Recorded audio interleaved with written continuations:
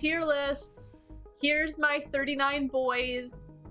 Here's, I would die for them. I think it's all makes sense. I'm gonna explain them anyway because I'm good at explaining shit that really doesn't matter.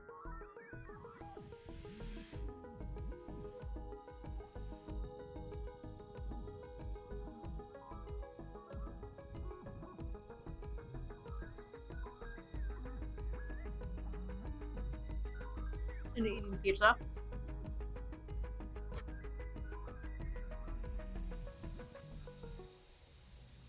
So, I would die for them.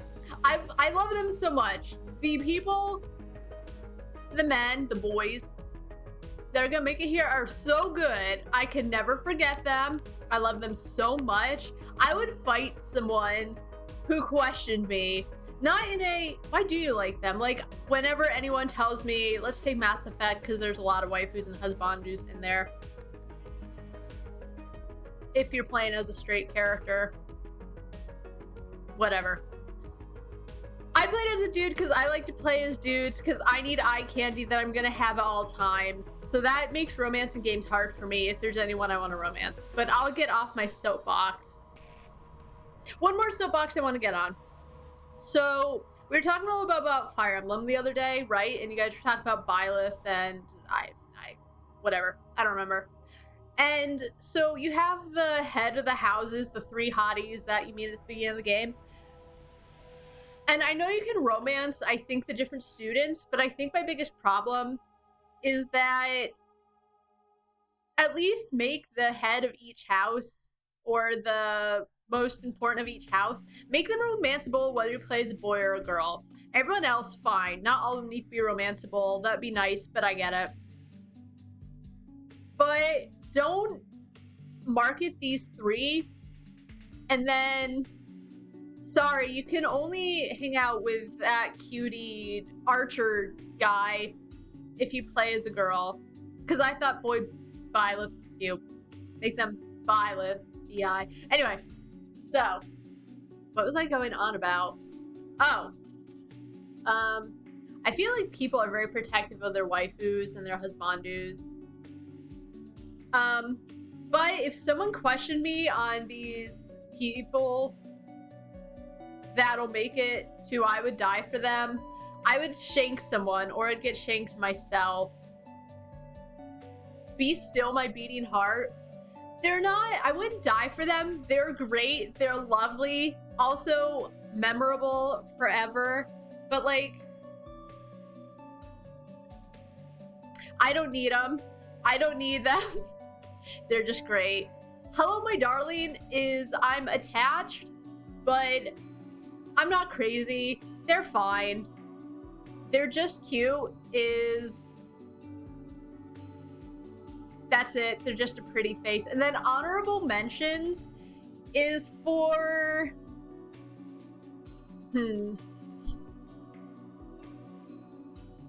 it's very important. As I said, they're all important. I believe they're all gonna get filled up. Like, they're there, and in my opinion, they would make a good husbandu. Because I feel if, like, it were reversed and it was a girl, they'd be considered waifus. But I'm not super attached to anyway. I don't even think they're all that attractive, but there's still something about them that they've made it to the list. Those are the 5 tiers. Those are the 5 tiers. That's it. So, let's get some of this stuff. By the way, off topic, but Pretzel Rocks recently added stations to their desktop player. I'm doing the chill one because I feel like some of the songs I have in my general streaming playlist is just too much for what I'm doing. I just want something chill, obviously. It's really good. I'm really enjoying it. That's it. They added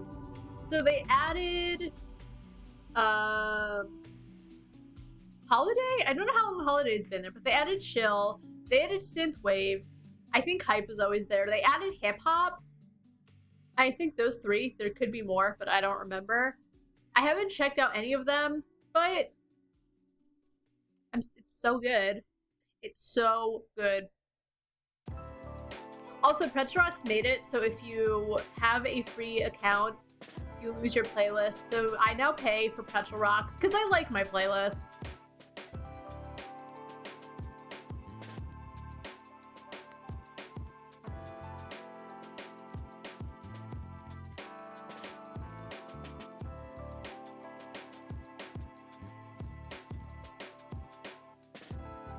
But the playlist is going to change soon.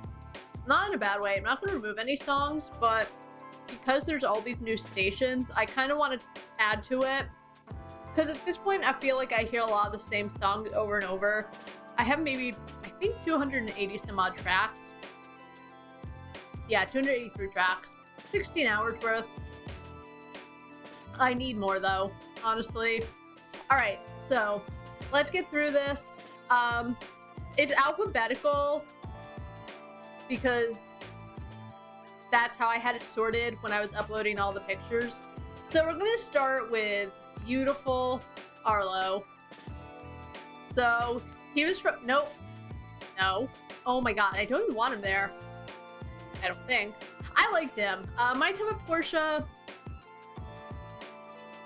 was both a good game, but at the same time, I got frustrated a lot because there were certain items you needed to make either for quests or side quests or to advance the plot, but I felt like they didn't do a really good job of explaining a lot of things.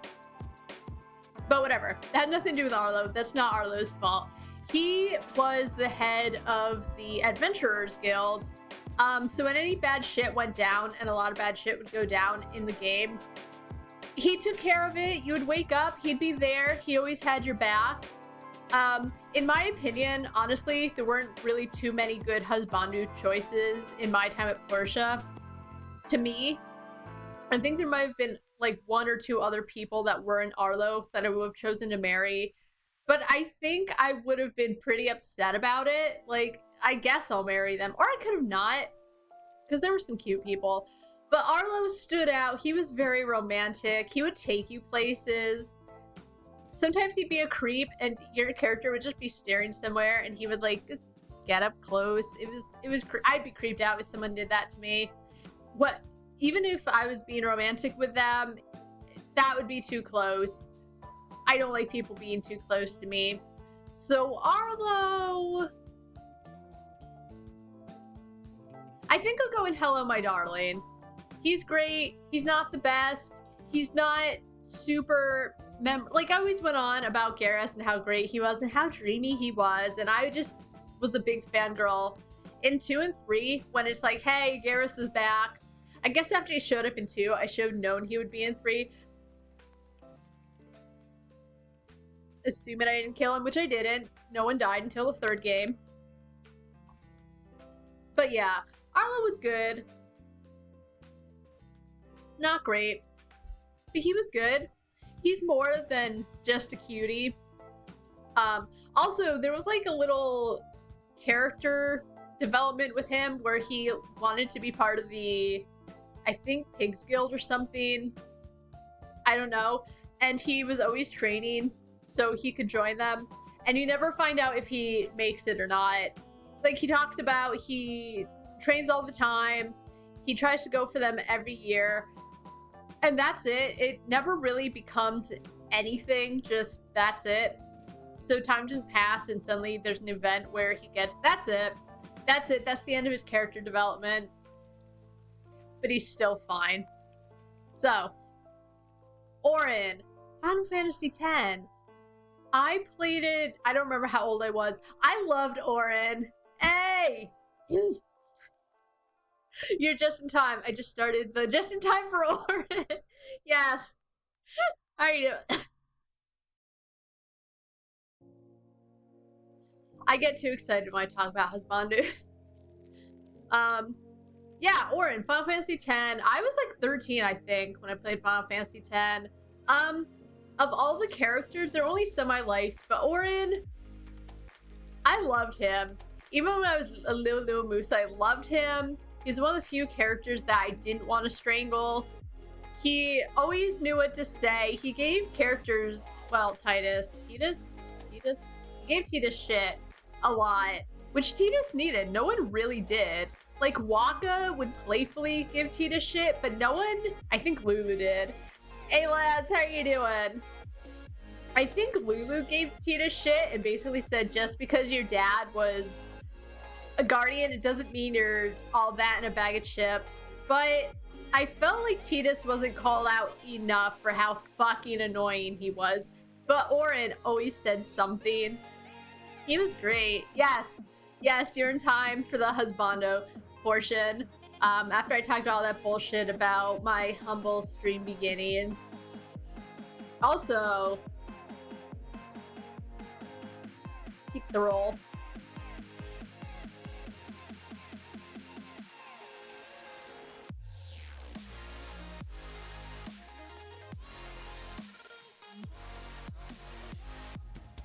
I thought as a fellow person from New York, you could appreciate. Because I just started. He's all by himself because it's going by alphabet. And so far, I mean, look at these cuties. He won't be alone for long. Wait, Prompto. Wait, I'm messing stuff up. Okay, it's fine now. So Oren, pretty great. I'm like almost 30 now. I still love them. Yes, you recognize a few of them. Some of them you won't. I feel like there's maybe like one that really won't make a lot of sense. When I get to him, I'll get to him. Oren is a be still my beating heart. I wouldn't die for him. Thank you. Thank you. Oh. Y'all are here. Okay. We're getting back, but Uncle Benjo wasn't a husbandu. He wasn't even with you a lot. I'm sorry. Listen. Okay. I got you your sexy Thanos. Where is he? Did I? Oh, I found him. Oh, you know why? I called him Thanos. Instead of calling him by his actual name, Fergal, I think I called him Thanos. Or Sexy Thanos. I don't remember. Must have been Thanos because he's after Swansea. And I thought of it. I was like, is he really one? And then, thank you. And then it was like, you know what? He was a cutie. Sexy Thanos makes the list, especially because I felt like I would have been shanked if I didn't add him.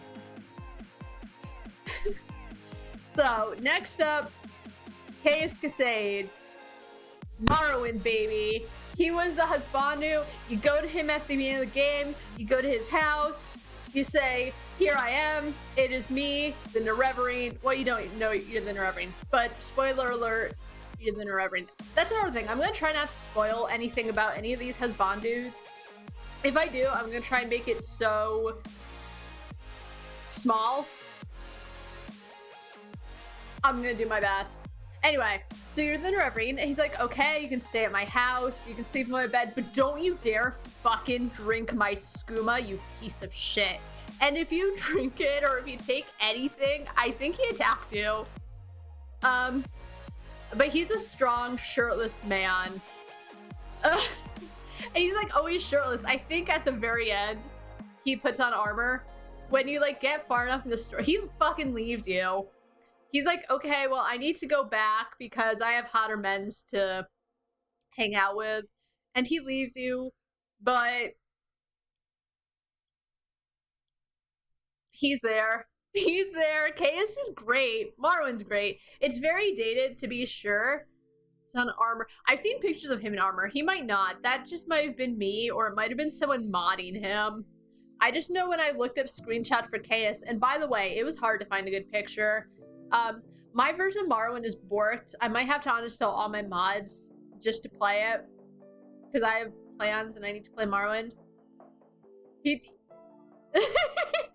Well, maybe if you had sent a picture, you would have made it. I did almost think of that, asking some of, like, my buddies who streamed. I almost thought asking, can I put you guys in the list? But then I didn't want things to be weird. So I didn't, but y'all are great. Y'all have been supporting me for so long. fight for me. But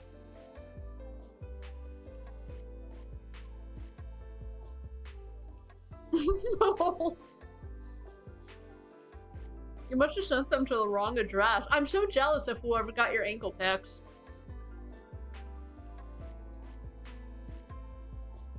Anyway, Kay is lovely. Too steamy for.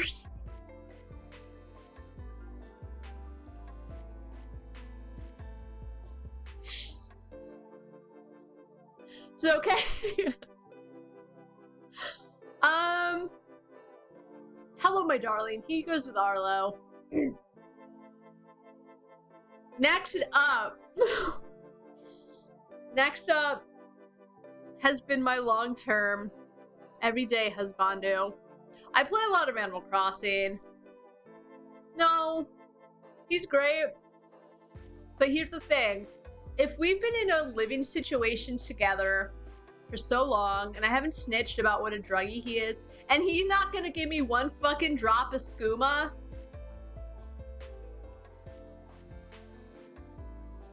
I won't die for him. He'll kill me. I won't die for him.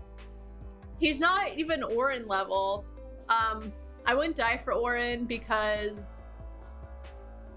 he doesn't need anyone to die for him. He's a strong, independent man who don't need anyone's death on his hands. Anyway, next up we have, oops, I'm putting them here forgetting that like I actually, anyway, Camo Frog, my beautiful baby frog. I don't know. So in Animal Crossing New Leaf, I had Camo Frog and Tax, and they were my two cranky neighbors. Camo Frog was my bestie. Tax was my husbandu back then. So when I started playing Animal Crossing New Horizons, I was on the search. I was on the prowl. I think I was looking for like Kit Kat or Fauna specifically. But I happened on Camo Frog. Moose just chatting. You know, I don't even know what I expected. I'm still a little afraid of just chatting. I shouldn't be. It's nice, but I don't know. I feel like if there's any place that has trolls, it's probably just chatting. How are you doing though, Epic? So I found Camo Frog in the same area where I ran into my first set of bamboo. And I don't know. I almost didn't get him, but then I was like, you know, if I don't pick up Camo Frog, I'm gonna have massive regrets. I love him. I loved him in New Leaf. Let's throw him in the island. And then he started getting so nice and telling me how if he looked half as good in anything I wore, it'd be a good day. He tells me how dependable. I fucking love Camo Frog. So during the wedding event, I kicked Reese and Cirrus out, those stupid fucking scammers. I threw Camo Frog in, we got dressed in the most beautiful clothes, and we got married. So Camo Frog made it. He's the best. I'm never kicking him out. He's never leaving. He's sick a lot. I think Camo Frog might be getting the Rona.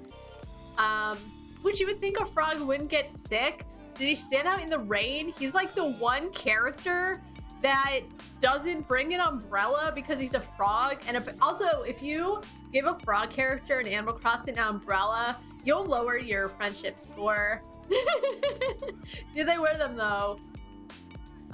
So you know what? You guys want to know something? Camo Frog, my baby boy, my sexy little frog. I would die for him, please. I would die for him. I would die for my little frog boy. No one else can compare. And you know what? Surprisingly, for how long Animal Crossing has and your robes, except the big boys, Klaus and was it Klaus? Klaus and Spike probably stretched them out. Not shaming, just giving a truth. So yeah, it was hard to find a picture of Camo Frog online, just Googling, because I was like, I feel like there's no very easy way to get all of my screenshots, which by the way, I have 1,800 just Animal Crossing screenshots. Oh, Oh, epic. Why is Majima? Kiryu isn't my husbandu. Majima is. Goro-chan is. Yeah, there's no good pictures of Camel Frog online, but I remembered I posted my wedding picture in Animal Crossing Discord, and so I grabbed it, and I was like, you know what? My baby boy is going to be there. So there we are. First person I would die for. Next up, if you're a big Mad Max fan, the video game, because that's all he's in, Chum Bucket. My boy Chummy. Yep. You know how much I love Camel Frog. I never shut the fuck up about him. So Chum Bucket, I never finished Mad Max, first of all. I got too frustrated. Mad Max, I felt, was one of those open worlds where you have to do a bunch of side stuff. I didn't, honestly... Sometimes I wanted to. I didn't want to do enough challenges to level up in order to not get frustrated and die. So I looked up the story. Chum Bucket is Chum Bucket through the whole story. But you know what? I loved him. Some of the dialogue between Max and Chum Bucket was great. Max, first of all, is mean to Chum Bucket. Chum Bucket is helping him with his car and doing his best and loving Max and loving the car more. He should be on My Strange Addiction. But sometimes Max is like, can you hurry up? And Chum Bucket just sasses him. It's great. He's always going on. He's building you up. 2 hours and oh no, why'd you have to stop? I think I got through 10 or so hours, maybe 12, and I got to, I want to say, the second to last area, or close enough. And then I was having problems. And it was too open worldy. There are some games that are just too open world and want you to do everything. Which, a perfect open world is there's a lot to do, but you don't need to do it all in order to advance comfortably. Yakuza games were like a smaller open world. And yes, it helps a lot if you're powered up. But the thing about Yakuza is, I feel it's so fun to go around kicking ass, taking names, doing sub-stories, that it's fine. And there's other ones too, like Far Cry was open world. He's not too bad, especially if you get guns. If you get guns, he's easy. Also, why'd you write his name in Lee? Do I have shakedown? I don't think I have shakedown's a bad word. You've got... Oh, for Goro-chan? But what about for Kiryu? Yeah, just get guns. Just shoot him. Easy. But, yeah, even though I couldn't finish Mad Max because I was getting frustrated, Chum Bucket still made it. You're always with him. Except for a couple times where you're not.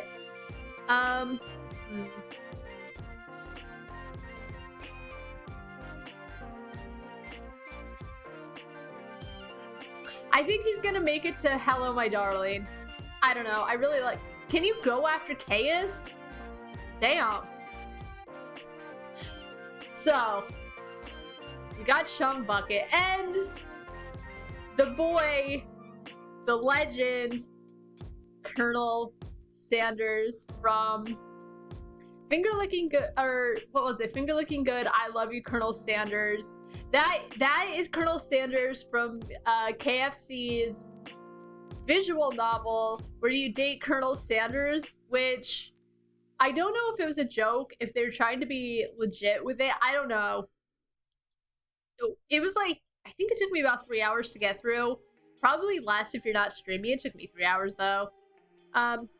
I honestly really enjoyed it. I thought it was pretty good. I didn't know if it would be like memey or anything. They did such a good job with the characters, like your stupid best friend, Colonel Sanders. I think there were a few other people. I really enjoyed it a lot, and I honestly am not a big visual novel person. Phoenix Wright, which when I first played it back in the day, I didn't know what visual novels were, but it was great. Doki Doki Literature Club, I loved. I don't think anything will ever be able to compare to it. And Colonel Sanders. Finger licking good. Love you tons. I don't know how many endings Colonel Sanders has. It was alright. It wasn't bad. It was alright. I always forget about it. It's okay. I think it's kind of forgettable, and I loved it then, but you know how you play a game and then time passes and you have time to think of it? That's how Dream Daddy is for me. I loved it. I played it a lot. I went through all of the daddies. Yeah, I'm hoping they port the other Phoenix Wright games, because I've honestly, well, I hated the ending of the third game because I thought, for how good a game it was very, like, anime-esque, and without saying, I thought it was a pretty weak cliche ending for the third game, but Dream Daddy was pretty weak. It wasn't bad, but I don't know. I would have liked some more things about it.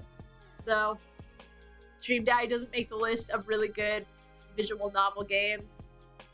Anyway, Colonel Sanders, I don't know how many endings there were. He fell in love with me, but not with my cooking. I think he basically told me that I should probably do something else. There were a few times where I think I thought more about Colonel Sanders than the food. I have not. That's why I'm hoping they port them.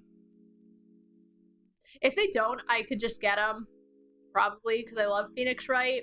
So no, I only know the first 3 games, and I have the Miles Edgeworth game, but I didn't get particularly far in it, unfortunately.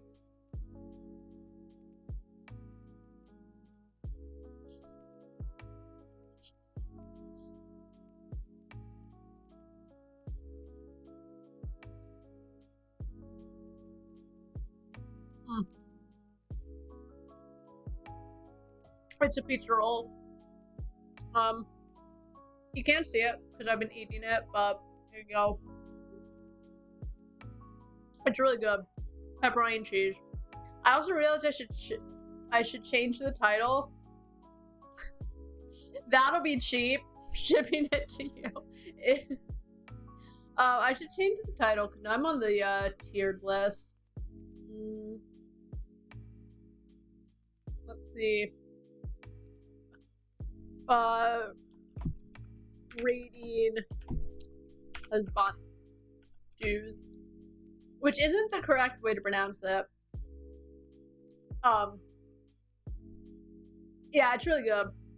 You'd hate it. You'd like it. So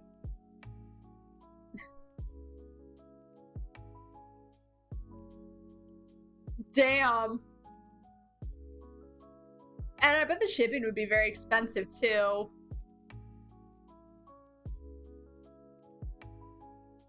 But so what I'm eating, it's my lunch slash. Oh, $5 for £1. That seems like a lot though. Like, not a lot of money for £1 of like pizza roll, whatever. That seems like a good deal.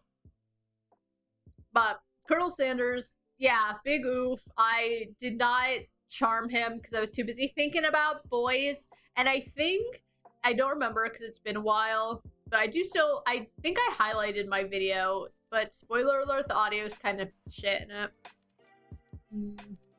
Yeah, because I was here and I didn't have as much in the stream room at the time. So I think it's very echoey and crackly, but it's not the worst. I had a good time. But there were a few times I was thinking about boys or helping my best friend or trying to hook her up with someone. There was a lot, but I think this image of Colonel Sanders, I want to say you see him and you think he's just such a load of hot fried chicken that you imagine him doing that, like, kissy thing to you. But I don't think it's actually Colonel Sanders because he's very serious. Like,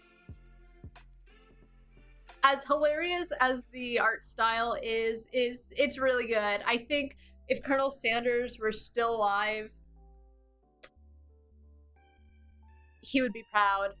So I think he's not like, oh my god, I love him so much.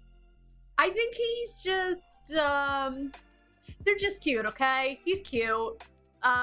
Nothing memorable, just he loved chicken. I think there's a your backstory is about mashed potato. I don't know. He's cute. He's cute. He believes in you. He doesn't believe in your cooking. He believes in you as a person, though.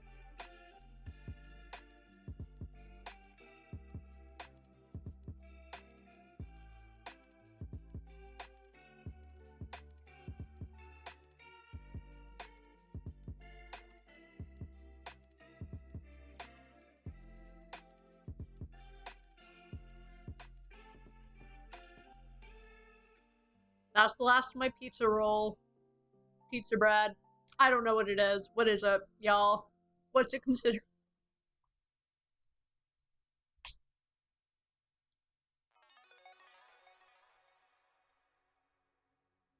That's right, I have 3 pieces. Now I have my cold brew. Pepperoni roll. But there's cheese and pepperoni roll. Yes. Sure. Thank you. So, next up, we have the one, the only Miles Edgeworth. What a guy. What a god. He is edgy poo. I don't want to, well, he's a protagonist for the first game at the very least. He's your rival in court and he's your rival in love. It gets very heated with Edgeworth a lot. He's hilarious. He's such a good character.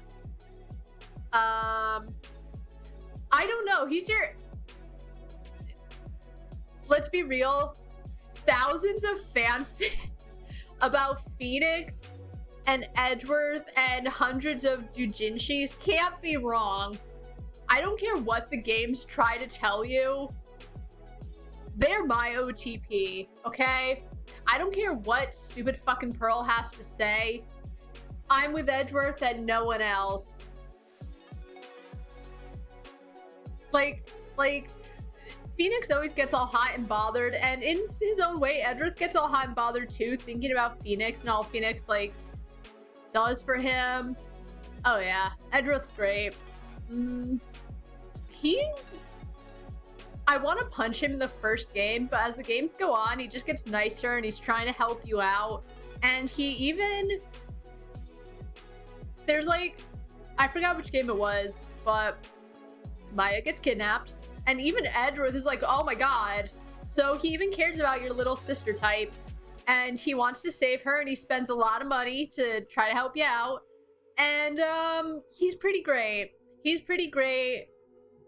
I don't think I would die for him, but he's a dreamboat. He's a dreamboat. I'll say it.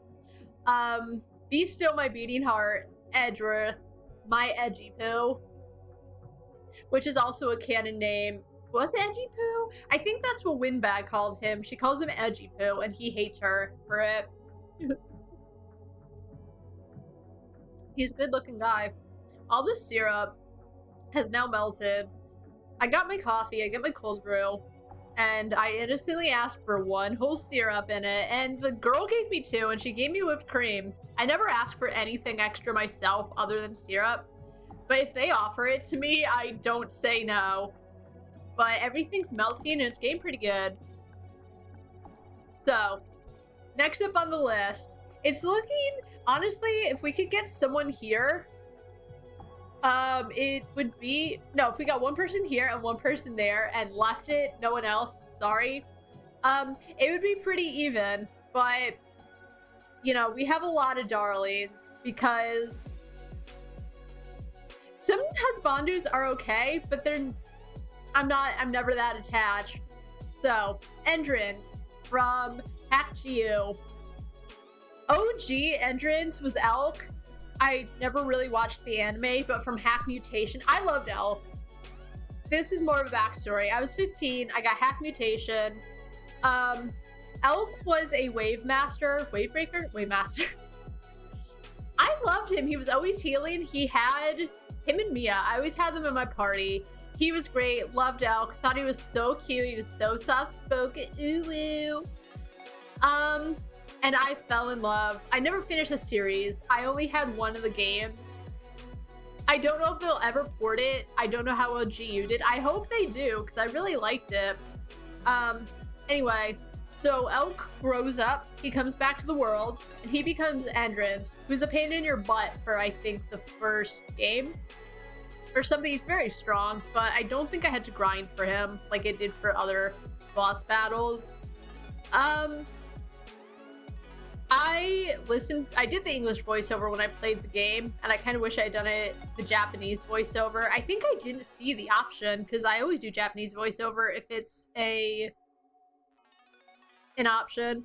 Anyway, so Endrins sounded kind of drugged most of the time, but once you save him from his... I think some girl traps him in a crystal or something, and you free him, and he loves you. And I think if you can start a correspondence with him. You get like little postcards you can start sending to all of your friends in the world. And if you start sending one to Endrins, you start a correspondence with him. So once in a while, you know, you'll get emails between your gaming sessions, and you can get, I think you get 2 or 3 choices of responses. I flirted with Endrins hardcore. I think you ask him about his romance in high school. He's like, I wasn't really into girls at all, ew. And I don't remember what the response was, but you can kind of imply that you're into him. I don't want to get gross here, but he implies he has to go masturbate because he's so happy. He's so weird. He was so weird about it. It was I have to go because I'm so happy, and it was weird. But he is the only male character you can marry. I looked it up at some point. That's it. It's either him or any of the like 8,000 girls. So you know I had to marry Endrins because I thought he was great. There's a whole cutscene, which is great. Oh, Lazarus! So nice. That is so nice. Look at all them emotes. Damn. Now Epic has the power of Loki on his side. Thank you. It's very sweet. So, Endrins, where would he go? I'm not, like, in love with him. I like the idea of him, but he's more than an honorable mention. Huh. I think he's gonna go with Colonel Sanders and They're Just Cute. I feel like I don't love him enough. Well, this is tough. Because as I said, just when I did a brief glance, I felt like all the options would be used, but I didn't think too much. I wanted you guys to have a first look at how I felt about the Husbandus. I wanted it to be all fresh, very exciting. And now live, I don't know where to put Endrins. I don't know if I want to put him in Hello My Darling. You know what? Yeah, Hello My Darling. Because he's not just a pretty face. Like, he's fast and he's a strong character, and I didn't know this at the time because I think I was just going through the main story generally. I wasn't even like reading any of the lore because it was just a lot to go through. But you can give him a healing book and he can heal you. I never did it. I did it later when I had to start grinding for achievements. Just me and my boy Endrins. So, Hello My Darling. I don't know. I feel like it's a weird thing between Hello My Darling and They're Just Cute, but I've got a lot of love for him. Once they're set, they're there forever. Also, I have to pee because y'all have been so funny and so supportive and so loving, and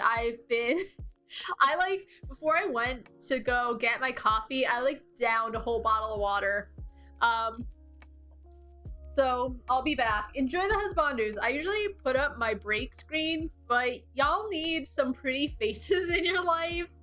other than when you look in a mirror, because I don't know how many of you guys have a mirror next to you. But I'll be, oh fuck, this onesie's so hard to go to the bathroom in.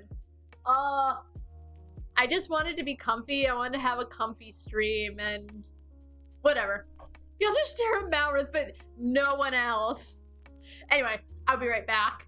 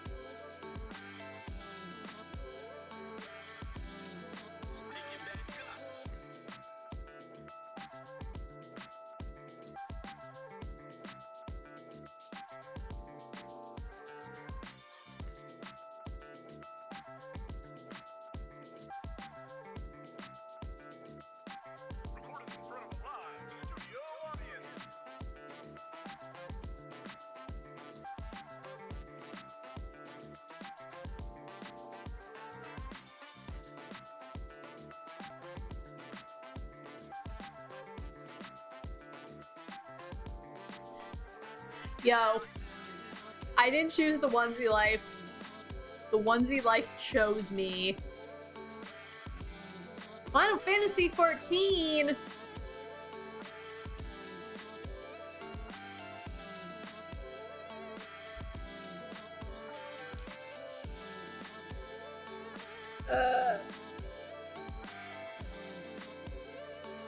Don't remember how this is fine, honestly, I think. Okay. Okay.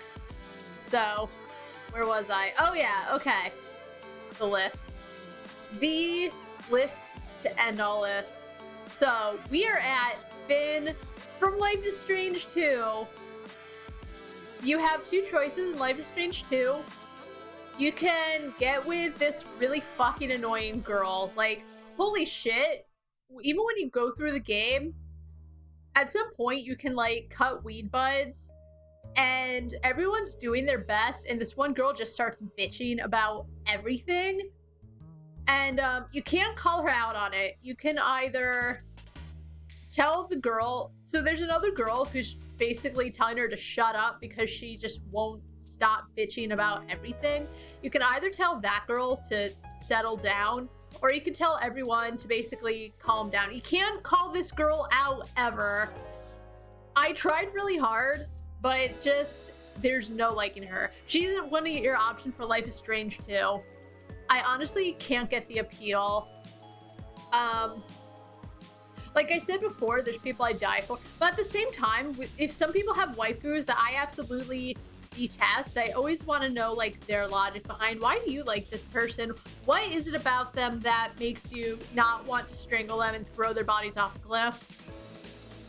That, clearly, I have a billion husbandus. I have like 39 here, and that's not all my husbandus.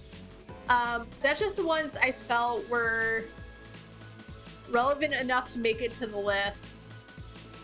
But, so your other option, Life is Strange 2, is Finn. He's great. He has a sad past. And he's not the greatest either, but he's charismatic. He's so good with the little brother, Daniel. Daniel loves Finn. Finn is so good, and I think teaches him like how to survive in the wilds, or just spends time with him when Sean isn't. And he's really nice to Sean. The only problem I think I had with Finn is the only way to get together with him is to do like something specific, which, as I said, I'm gonna try not to spoil too much in the game, but you have to do one very specific thing, and if you don't, you can't romance him. When I streamed the game, I decided not to do this thing, and I found out later that I missed the romance. So I went back, did the thing, smooched him, and that's where I got this lovely screenshot of Finn, because I didn't have any better screenshots. I guess I didn't take a lot of pictures of him for some reason. I like him. He has a nice, like, kind of southern voice that's easy on the ears. He's kind of easy on the eyes, in my opinion. I don't think everyone would agree. He's not like, you know, what you think of as gorgeous, but I like him. He's so take notes, because I choose only the highest of men, and Finn fits that because he smokes weed, I think. I don't know if he smokes weed or if he just cuts weed. He probably smokes it. I'm not judging. But he's great. There's a sweet scene you can have with him later on in the game, if you choose to, which is lovely. So, I'm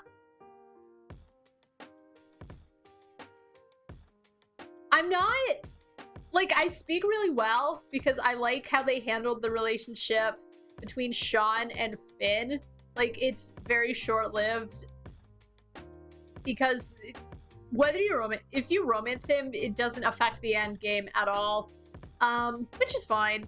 But for the small amount of time you two are together, it's very, very sweet, and I like it. And as I said, is Finn the best character? No, but he's charismatic, and he cares about your in-game little brother, and seems like he's just doing his best. His dream is to just hang out with all his friends and live together happily. That's what Finn wants in life.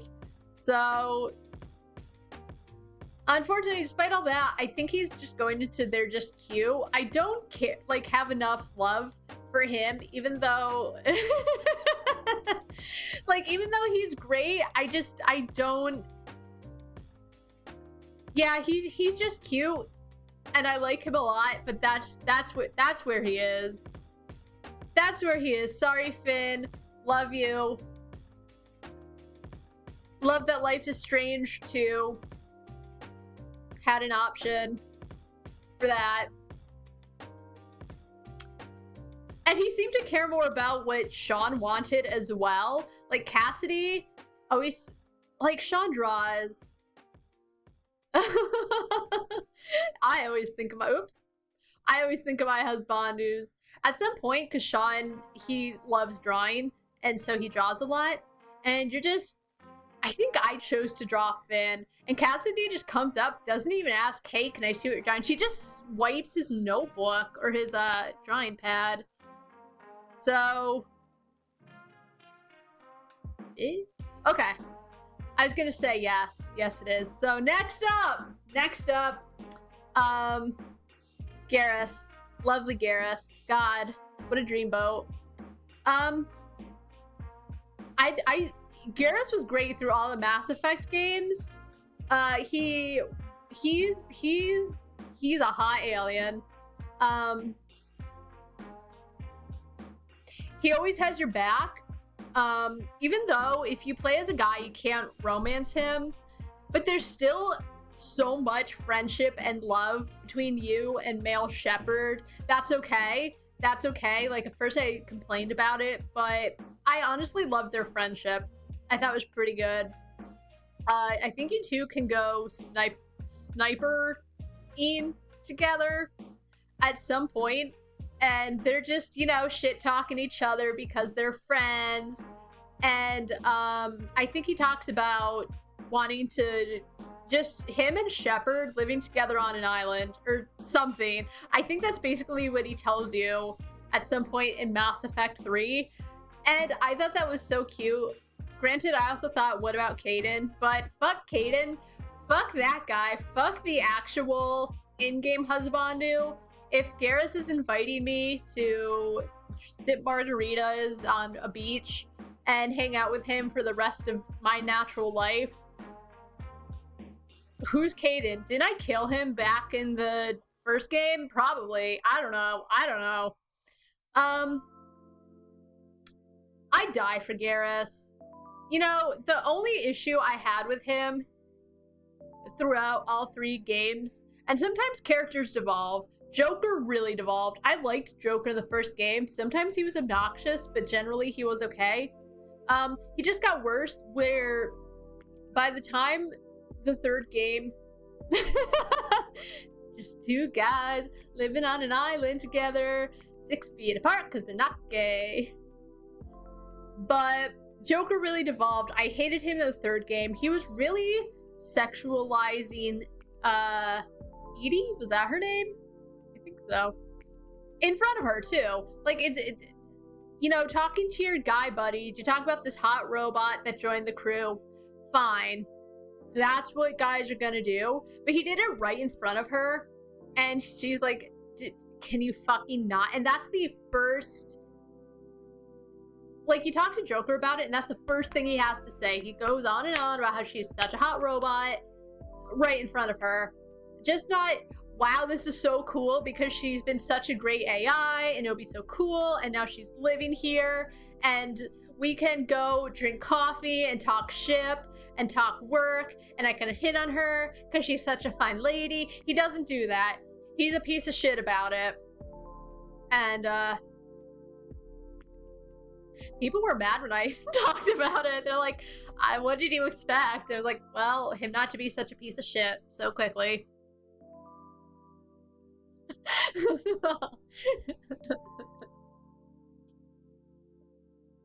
So, Garrus didn't evolve.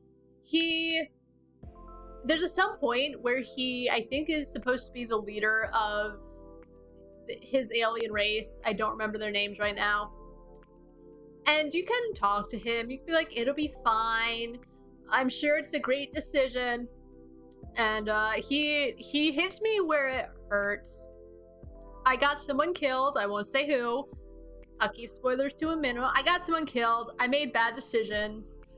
And he brings it up. He brings it up to me. He knows it's gonna hurt me. He knows it's gonna hit me in the soft, squishy part of my chest.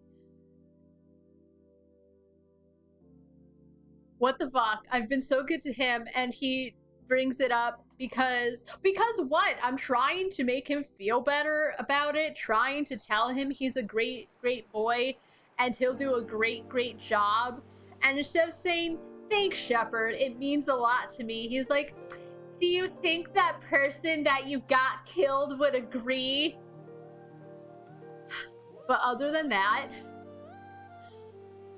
Garrus is love. Garrus is life. And that's what I gotta say about that. No! Well... He's more... That's why. Like, if I really wanted to be a piece of shit, I could, but... I feel like Garrus is one of those characters that... I think I even loved him when I played it the first time, like 10 years ago. I still loved him. Would have romanced him. This is my first game. I played as a female shepherd, but I actually hated her voice. I didn't like the it sounded too edgy, and I know some people can't help how they talk, but there was just a certain voice, like she was trying to, even when she said nothing edgy, I don't know how to explain it other than it sounded like she was always trying to sound edgy with her voice. So I played as male shepherd. So, Jeffrey McCollum. I think everyone at this point knows how much I fucking loved Vampire. Did it have its problems? Yes. I was watching a video. So there's a character named Harry Peterson, and he has his dad, Joe Peterson. And if you decide to eat Joe Peterson, then Harry will disappear and you have to find him. He's in a house, he's gonna kill himself, you have to talk him out of it. So I was watching a video on it, and he like turns back to look at Jonathan, and his head like spins, and it's horrifying. So there's some glitches with the game. A lot of characters T-pose, like the enemies, if you're, I want to say, 50 to 70 feet away, you can just see them T-posing in the distance. Don't Nod made the game. Honestly, I feel like it was a big jump from what Don't Nod usually does. But the world building was good. Most of the characters, in my opinion, were very well written and interesting. Aesthetics were great. The sound was great. Story, here's the thing. I don't usually read vampire shit. It's just not something I'm interested in. I thought it was pretty good. I don't know a lot of vampire lore. I thought it was pretty good. I think I gave it an 8 out of 10. But anyway, I love Vampire. I played it again, like, immediately for the rest of the achievements, and I still enjoyed it. I played on easy mode. It was very easy. Obviously. No, because Castlevania, because, like, there's vampire lore, but I feel like each game or show or book or movie or whatever will, like, add their own spin to the lore. Castlevania is just, it's okay to me. Anyway, Jeffrey McCollum is from Vampire. Our next Husbandu, he's a vampire hunter. He's from Ireland. He has a sad backstory as to why he became a vampire hunter. It's very compelling. He's a very good character. Even though he, like, is against you, that's the thing. You meet him, and he's already shit-talking you, and you, I don't think, have even said a word to him, and already he wants to gut you, because you're a vampire, but also a doctor. You're Jonathan Reed. Who's, well, I was gonna say he sucked, but there's some parts of him I liked. But whatever. Jeffrey McCollum, he's a big, strong dude. He has a lovely voice. He's very good looking. So he's just going into They're Just Cute, okay? That's it. I thought he was cute. There's a lot of cuties in Vampire. So, not much to really say about Jeffrey. That's why he's in the They're Just Cute, because if he were in Uggo, he either wouldn't make it or go into honorable mentions, but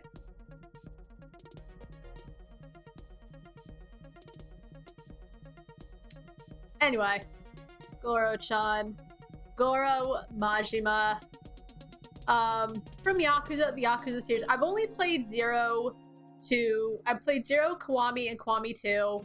I heard that like 3 to 5 or 6. I know he's also in Like a Dragon. But I only know him as far as Kiwami 2, so I don't know how he goes. He was great. I thought he was great. He was great for Kiryu-chan. He's so fun. The Majima Everywhere in Kiwami 1 was probably my favorite part of the game. I know I talk a lot of shit about Kiwami 1. It's a good game. Not the best. Storyline was alright. In my opinion, the weakest part of Kiwami 1. The battling was different. I have to say it was my least favorite, but it was fine. The sub-stories were great. The sub-stories in Yakuza are always great. Goro, 10 out of 10. I would die for him. I would die for him. You learn more and more about him in Kiwami 2. I don't know if it was in the original, but in Kiwami 2, you can kind of find out what happens to him before the, like, goings-ons? Before what happens in Kiwami 2. You can play as him. It's 2 or 3 hours. I didn't feel that strongly about it, honestly. I felt like if they didn't put it in there, I wouldn't be missing out. It was okay. It was there. That's how I felt. Like, I guess you can figure out why he feels the way he does, and that's it. But I don't think it's something I would ever recommend, because I feel it's just whatever. But that's not Goro-chan's fault. I just felt like, considering how great Yakuza was, it was just okay.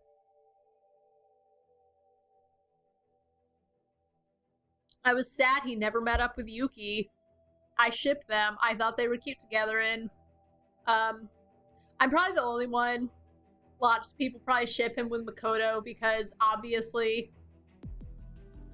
But whatever. Cause like she's the only person he hangs out with. But I digress. I think Yuki's better for him. And that's why we all have our own ships. So, moving on. Grunt. Grunt for Mass Effect 2. He was no Rex. Let's get that out of the way. He was not Rex. But, you know what? He was his own person. You find little baby boy Grunt. Someone's working on him. That someone dies, I think. Yeah. And Grunt's great. He's learning how to exist. I'm gonna have to say, I have a weak spot for, man, I claim to be a Mass Effect fan. I don't remember any of the alien types. Sorry, I don't mean to be a spacist, but I forgot like all the names. I should have read up on it last night and given myself a crash course, but he's great. He's great. I love all aliens that are him. He wants to fight. He doesn't know why he wants to fight. He doesn't know why he feels such rage. It's who he is. And he has to prove himself. Granted, you can help him. You'd be like, I'm on his side. I vouch for him. I'm Shepard, and this is my favorite store on the Citadel. But Grunt is so loyal to you. I wish he and/or Rex. Krogans, thank you. I was like, it's not Turians. I love most Krogans. Some are whatever, but you can't romance the Krogans. That sucks. Who made that decision? It was a shitty decision. Without mod support, because I'm sure someone's made a mod about it.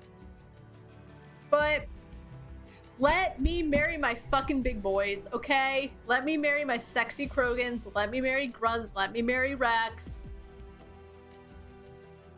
Let me, okay? That's all I want. Well, that's all I want. Honestly, when I think of Mass Effect, I think the goods and I think of the bads. One of the bads is I can't romance a Krogan. That's it. So, Run. Be still my beating heart. I don't think I would die for him. Love him, but I wouldn't die for him. He's good though. He's great. Hancock. Fallout 4. Everyone's favorite Fallout. It has no faults. Everyone loves it. No one hates it. It's just that good. I really enjoyed Fallout 4, first of all. Before I get into Hancock or any of that, was it as good as New Vegas? No, but I honestly really enjoyed exploring Fallout 4, going to the locations. The Minutemen can kiss my butt. I don't care. I don't care if they're in danger. I don't care whose base is getting destroyed. Preston can go jump off a cliff. Okay? Right. Anyway, Hancock, I might have a soft spot for ghouls. I'm gonna preface with that. I forgot the ghoul and the third name. I forgot his name. I remember he basically sells you thing in Moriarty's bar in Megaton. Hey there, smooth skin. He says that. You don't know what a smooth skin is. That's where you find out what a smooth skin is. Basically, you haven't been irradiated to become like the best ghoul you can be. You're a smooth skin because your skin is smooth. It's simple. It's simple, but at the same time, I think I didn't get it at first. I don't remember. It was so long ago. It was like 10 years ago. But ghouls are great. Hancock is great. You missed some of the husbandus. That's okay. Just look at the list. Who's the last husband you remembered? Man, it's already past 3. Damn. And we still have like 26 husbandus to go. I think all you missed was Goris. Okay, so my OTP is Goro-chan and Garrus. And they fight about who's on top.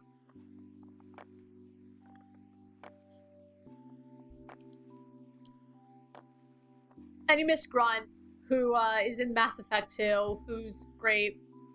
Anyway, so Hancock, you go, you find him, you do a quest for Bobby Brown Nose, Little Stinker, and Hancock's like, you have massive cojones. I miss people with such massive cojones. I'm gonna join you. See ya! He like leaves his people, and he's great. I romance him all the time because I can't think of anyone who's better than Hancock. Honestly, I have the Hancock Funko Pop, which the weird thing about the Funko Pop, I don't know why it bugs me, is like he has little strands of blonde hair, but in the game he doesn't. He has no hair because he's a ghoul. Yeah, exactly. And you steal shit, he doesn't get mad at you. I don't remember what characters. I think Preston gets mad if you steal. I think Piper gets mad if you steal. Hancock doesn't give a shit. Just as long as you don't hurt innocent people. I don't know where he falls on, like, the chaos, like, the lawful neutral, chaotic neutral, lawful good. I don't remember where exactly he falls on that scale. But he might be Dance sometimes. No, the people those are all the people that hate it. Yeah, fucking goody two shoes. Honestly, Dance is hot, yes. But first of all, he's part of the Brotherhood. So McCready, I think, only minds if you steal his things. But I think if you steal his things, he not only dislikes it, he flat out kills you, or he tries to kill you. But yeah, you can. He hates it. Sometimes, if it's those nasty ass, who does he hate? The robot people. If it's them, he probably doesn't care. But fuck Dance. He's part of the Brotherhood. The Brotherhood sucks.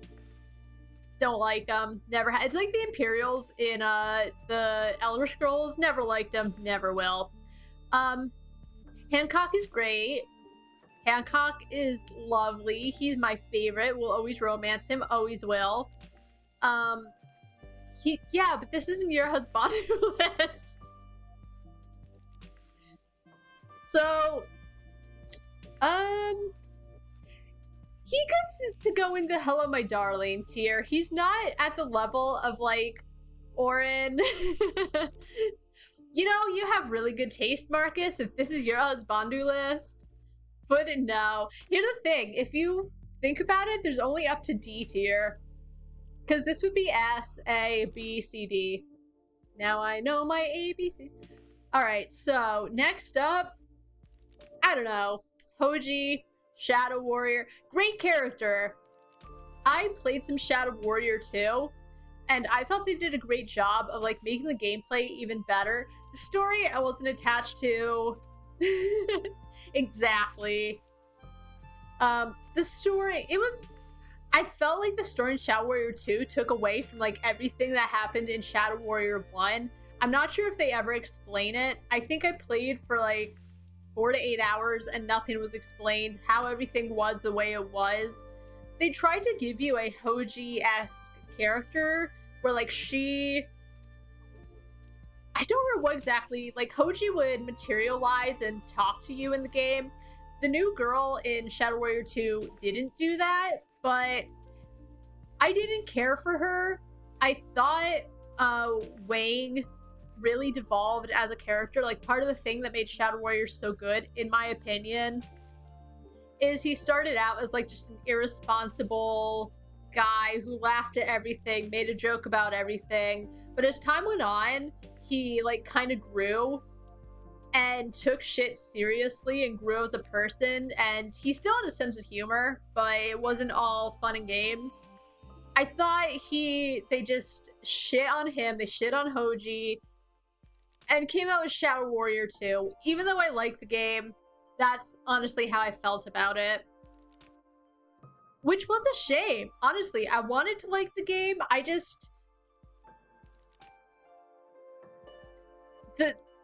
hated everyone. I hated everyone, and for some reason, it got in the way of me enjoying the game. Because I always said, even if a story is okay, as long as the gameplay's, like, fun, that's fine.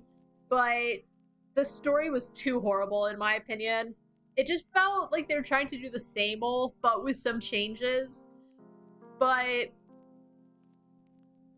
it just wasn't working out. Sorry. They're coming out with Shadow Warrior 3.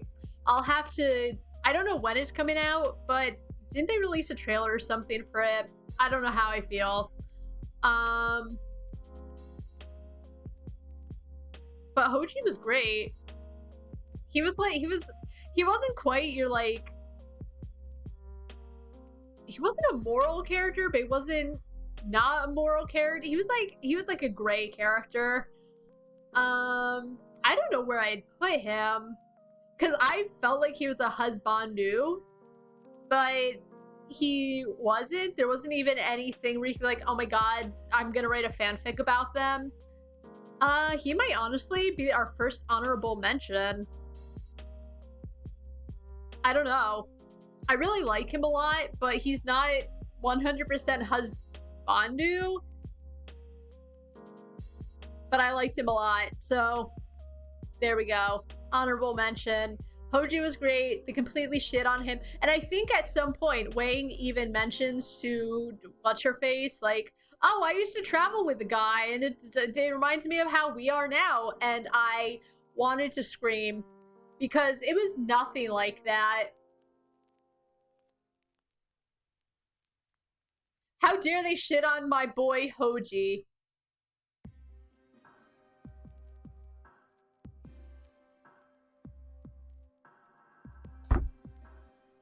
Anyway, Jal.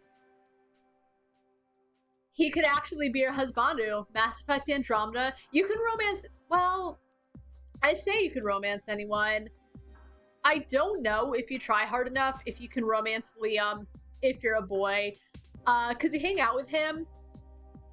Jal's great. So you hang out with Liam, and I think you flirt with him, and he's like, I'm honored, but here's the thing, I'm not into guys. So I don't know if you spend enough time with him, he falls for you anyway. I don't know. I gave up. I'm like, you know, I respect your wishes. I won't try. You're great. You're lovely. I didn't put him on this list, though, which shows you how great he is, but reasons. But Liam, oh my god, he was such a great character. But this isn't about Liam, this is about fucking Jal. Literally. You can do that in Mass Effect Andromeda. Jal's... So you start out, and I didn't realize you could romance Jal. It was a big surprise. But you have to, like, start being friends. You have to choose specific options so that he even thinks of you as a friend. I think they did the build-up really well. Jal is very gentle with you. You're gentle with him because he's still learning about humans. He's big into family. And it's a very sweet romance. It's very enjoyable. I talked about how much I liked the Caden and Shepard romance, but it was not as sweet. It was still sweet in its own way, but Jal, in my opinion, is the best character in Mass Effect Andromeda. He's so likable. He's so kind. He's always thinking. He's thinking about his family. There were a couple times I didn't want to go against Jal's wishes, but he asked you to, like, basically not shoot some guy, and you have the option to anyway, and I was so close to panic shooting. I didn't. It was fine because, like, they hold each other later, and you're like, ah, Jal, I was so worried. And he, like, touches your... And it's sweet. Jal was pretty great. you meet his family eventually.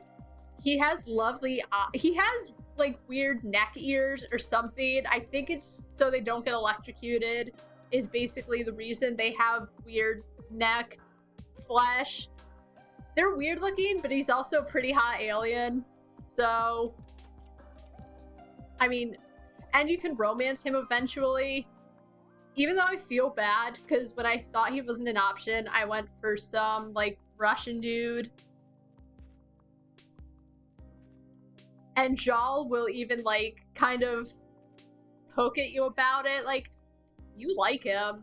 So I started romancing the spy character. And thankfully, I didn't get far enough with that character. Because I think at a certain point, you romance someone in Mass Effect, and you can't romance anyone else. Still got Jal. He's pretty great. He's pretty great. Have to say, Jal, I would die for him. I would die for him. I enjoyed the back and forth between Ryder and Jal. There's an achievement for Mass Effect Andromeda to, I think, across all, like, however many playthroughs you go to romance 3 different people. Why would I choose anyone else? I can watch the YouTube videos and not go through the whole game, even though I enjoyed it, but it's just, I played it recently. It's gonna be a while if I even want to play it again. I don't think I could get that achievement. How can I betray my Jal? It's like Hancock. I'll probably just flirt with them every time.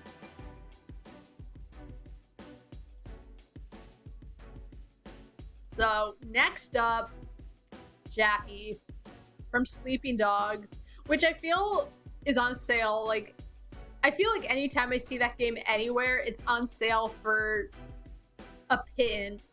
It's worth it too. It's a really good game, really fun, open world. Jackie, I believe he's your childhood friend. He's a cutie for sure. He's got your back. He believes in you. He's in there because I liked him a lot. Real cutie.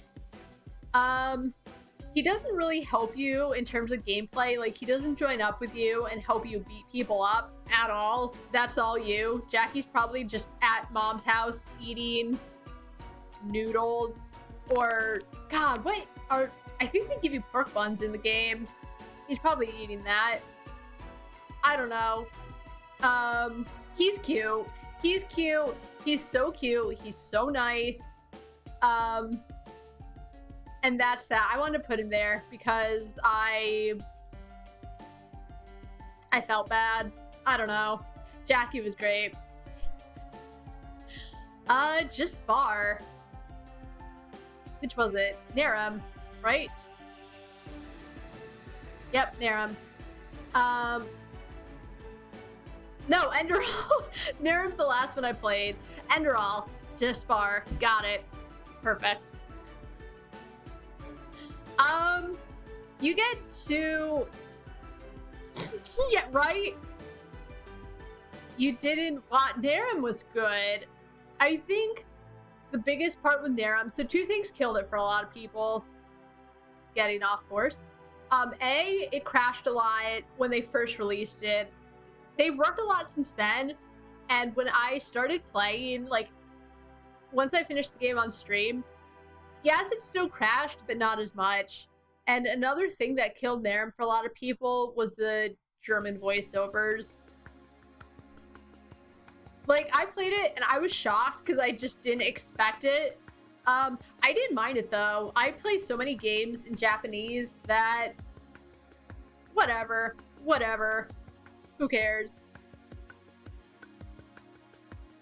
But in my opinion, Narum was better than Enderal. But you get 2 choices for romance in Enderal. You get Jaspar and, like, Kalia or whatever her name is. I didn't care about her. But Jaspar, you can flirt with him. If you're not careful, you'll miss out on romancing him. I was not careful the first time. I did it later on. He was a roguish type. He helped you out a lot, I have to say. That's what made it so good, is,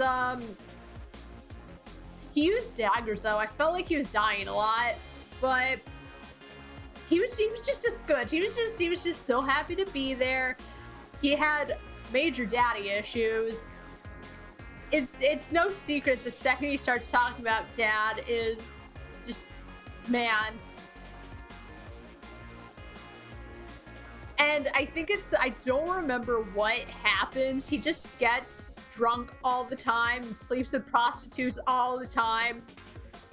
I don't remember why, but even though I think he was talking shit to me, I still gave him a chance. Because he was a good character despite all the alcohol and all the prostitutes. And I got him in the end.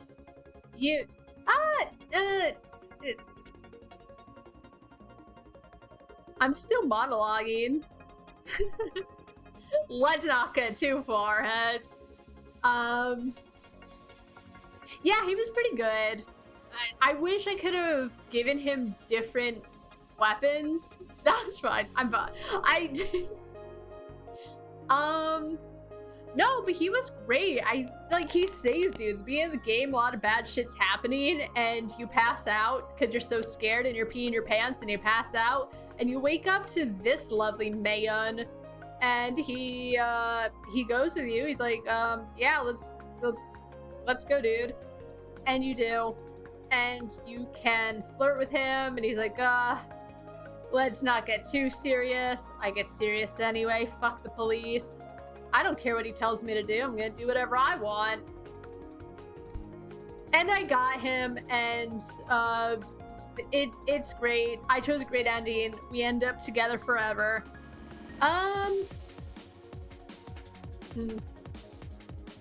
So where would he go? I think he'd go in Hello, My Darling. I wouldn't die for him. I think if you say enough things to make characters hate you, they won't get with you at all. And I remember him talking about his dad, and I'm an innocent person. All I said was, I think your dad was trying his best or something. I don't remember. I think I was giving his dad the benefit of the doubt about something. I was just giving my honest opinion. And he hated that. He was like, no, my dad sucks. He always sucks. What a bad guy. He would kill a puppy if he could for no reason. My dad is saying.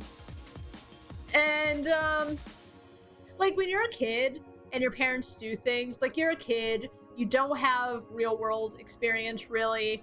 You know what you know. If your parents are doing something you don't like, sometimes you think that they're just being mean.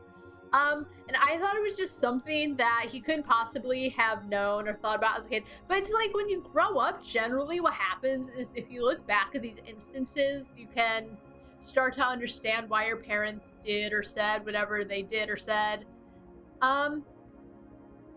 Yeah. He just didn't give a fuck. Just his dad was bad. No question about it. Satan took him over. His dad was never gonna make the Christmas list. Sorry, Dad. So despite the daddy issues, Bar was fine. Geob. Saint Geob of Morrowind killed all the cliff racers. What a hero. What a god. Great character. He's the first person you meet in Morrowind. You're having a nightmare about exposition. Geob wakes you up. He's trying to comfort you. He noticed you were having a bad dream. He noticed you had the sweats. He has a towel. He's patting down the sweat. He's giving you water. He's being a gentleman. And he tells you to wake up because the guard is coming and you gotta go now. And by the way, you never see him again. But he was great. He's on screen for a minute, if that. But, I don't know, he's very memorable to me. And maybe it's because I, honestly, never. Wait, what do you mean never? Yeah, Geob, oh wait, was he? Where? Was he actually in Skyrim or was he mentioned in Skyrim? I never ran into him. And I've played a lot of Skyrim. Never ran into him. Oh, was he in the Soul Cave? I never got there. Whatever, we're not talking about Skyrim. We're talking about Morrowind, where you only see him once and you never see him again. And anyone who played Skyrim probably, yeah, we're not talking about Skyrim. No, it's fine.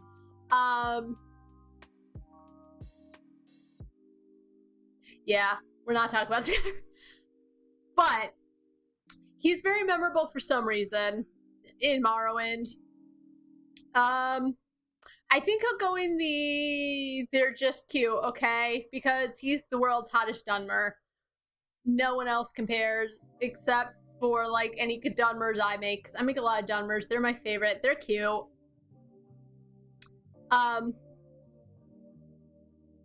Even in his nasty... And I'm saying this because Morrowind's not a pretty game. He's still cute, though. Next up. Caden Nolenko. I talked about him when I was talking about Garrus, how he probably died somewhere, which, to be fair, depending on how you played, he did. Honestly, I hated Caden at first. I did not like him at all. I thought he had a big stick up his butt. He just seemed angry at everything. He had headaches all the fucking time. For good reason. There's actually plot reasons. Like, oh, I have so much powers, and even though I'm good at my powers, I have a headache, and I'm not taking a leave because, of course, I'm not. He's not in the second game a lot, and when he is, he hates you in the second game. Let's be real. He really turned himself around in the third game. You find out he's Canadian in the third game. At least I found out he was Canadian in the third game because he like talks about Vancouver steaks or something, or gains stake in Vancouver with his parents because he grew up in Vancouver. He is my favorite Canadian boy. Chance Cards Connor, but whatever. So Caden's, well, I had no idea you could romance Caden. So playing Mass Effect 3, I remember talking about he's acting like a jilted lover. And it's because that's exactly what's going on. He's lonely. He's a lonely boy. He wants someone he can depend on. He wants someone to return home to embrace, to love, to hug. And I told him, I will be your man, Caden. I will love you. I will give you Canadian steaks. He also asked, hey, do you think they have Vancouver beer on the fucking Citadel in outer space? Idiot. He's pretty great, though. As I said, and I was talking about Jal, is like, the relationship is cute, but you don't see a lot of it. Which, to be fair, that is not the point of Mass Effect at all. They didn't. The point is not the romance at all. And I think you can talk to him on the ship, but I don't think the way he talks or the way they talk to each other, I don't think even represents that they're together at all. Like in Mass Effect Andromeda, if you like said hi to Jal, or I'm sure anyone, but Jal's like, oh, hello, my darling. And if you leave, he's like, be well, my love. Something like that. There's none of that in Mass Effect. But like the scene, I think before the very last mission, they have sex. And there's a point where Caden's leaving. He's getting out of there. He's really hurt. And he's basically like doesn't want Shepard to go. He wants his boy or girl or whoever. And there's something about the way they animated his face that was just so heart-wrenching. They did a good job with Caden's face during some of the romance scenes. It was lovely. I like Caden a lot. He did the hokey pokey and he turned himself around. So I wouldn't die for him. But be still my beating heart, because he did do a really great job by the end of everything. For him to go from like here to here, he had to do a lot, and Mass Effect 3 was not, I don't believe it was a particularly long game. I might have made it long because I was doing a bunch of side quests, but with like 10 to 15 hours, he really changed my mind a lot. So, Kaden and Link Bro.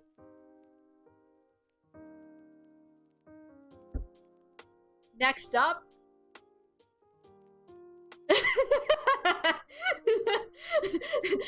What?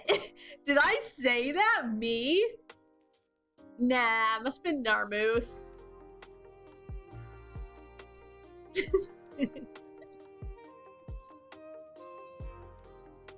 Okay, so next up we have Lewis. I don't remember his last name. I don't know if he even had a last name, but Lewis from The Walking Dead 4, The Last Walking Dead. I romanced him. Another game where you have two options for Clementine. Either some bitchy girl named Tabitha, I think that was her name, or Melinda. Her name was Tabitha or Melinda. I don't remember. And you got Lewis. Lewis is great. He plays the piano. He's good with the little kid whose name I don't remember. What was that kid's name? I don't remember. The kid from like a million years ago. Lewis was great.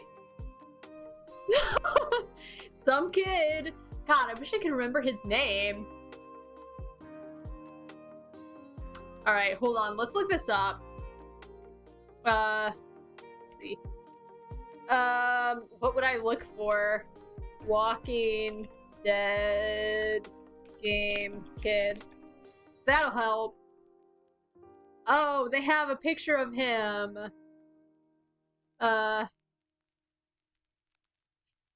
Alvin Jr. Right?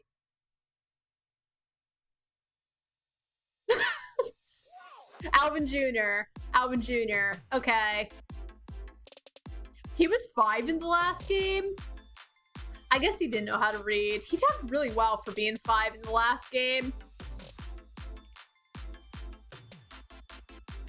Alright. So. Lewis is great with Alvin Jr. He goes with you because zombies. And I think whose kid? Oh, I remember whose kid he was. Okay. It was a whole thing. It was really good. Lewis goes with you because I think someone gets kidnapped or there's like a whole thing. And apparently if you're not careful, you can like have bad shit happen to everyone. Somehow, Lewis got through unscathed. And I remember I was playing and one person would not shut the fuck up. And thank God one of my mods was there and just banned them. There aren't a lot of times where, like, I feel like when my mods are here, it's when nothing's going down, they're just chilling, and then when bad people are around, like, the mods are obviously living their lives, but I happen to have a good mod. He was just chilling, saw this guy being a dickhead, and just banned him. I love watching mods in action. I have so much respect, well, for good mods. No, you're fine. Well, here's the thing. I've been very lucky that my mods have not banned anyone who doesn't. You played Dead. I played Dead Space. I have to say I didn't really enjoy it as much as I thought I would. I always finished a Dead Space stream frustrated. I've been talking again so excited that I'm just running out of breath. We might not get to ukulele at this rate. I've still got so many husbandus. You know, I wondered, I was like, am I just gonna rush through the list that I've been planning for so long and thinking about? Even last night at midnight, I was I was thinking, listen, like, what if I forget Husbandu? And I was overthinking it to the point where I woke up. And yes, we have my baby girl. Spoiler alert, I don't give a shit how y'all feel about it. I would die for her. She was, before I knew Husbandus were a thing, she was my waifu. She will always be my waifu. I fell in love with her. I'll get more on that later. I fell in love with Maya, and I still love her, like, 13 years later. Holy shit, she's the best. She's the only waifu, though. No one else matters. The only other waifu I have is not a video game character. She is the lovely Sule from Bezot. I love her so much. Poor Lewis is just sitting there, and I'm off talking about other people, but it's Eris. Good choice. Setting yourself up for some bad stuff, huh? But yeah, Lewis is great. He made it through the game unscathed. He could play the piano. He was so well. He sung, My Darling Clementine, but he sung like the nice version, not the part where he called Clementine a fatty. Because that would be as romantic, and also Clementine isn't fat in any way, shape, or form. Like, I feel in the zombie apocalypse, when you're just running to avoid zombies, if you're fat during the zombie apocalypse, you're probably living right. She's amazing. Because she's so sweet. Oranges are... I don't eat a lot of oranges, but I think oranges are pretty good. I might have to get some water soon. Anyway, Lewis is great, but, should I have really named it They're Just Cute? Because a lot of the people on here are more than that. I just had nowhere else to put them. He's going into They're Just Cute. No, you know what, my darling? I changed my mind. He's pretty great. And look at his hair! His hair's so good. Holy shit. He's so cute. Look at his little face. God, I saw him not knowing anything, because as I said, I say it a lot. I'm always gonna say it. I'm always gonna remind you guys that The Walking Dead, I'd already played the first 3, so I already knew I was going to get the 4th one. I didn't look anything into it. I didn't realize that anyone was romanceable. So I just saw Lewis and I was like, okay, you know what? Husbandu, he's so cute. I love this man. And so I don't remember what happens. You and him, Clementine, and him are at the piano, and you can kiss him, and you do. I make them smooch. It was my reward. It was my game reward. I gotta watch him kiss. I need water. I need water. Holy shit. Alright. I'm gonna take another quick break to get water. Once more, enjoy the Husbandus. I'll leave them up. I'll leave the music going.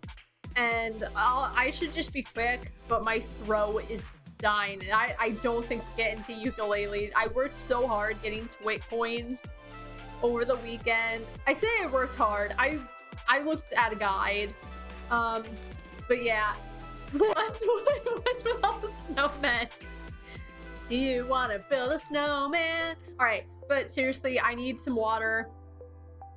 And we'll get back to talking about Husbandus. So, BRB. Enjoy the eye candy.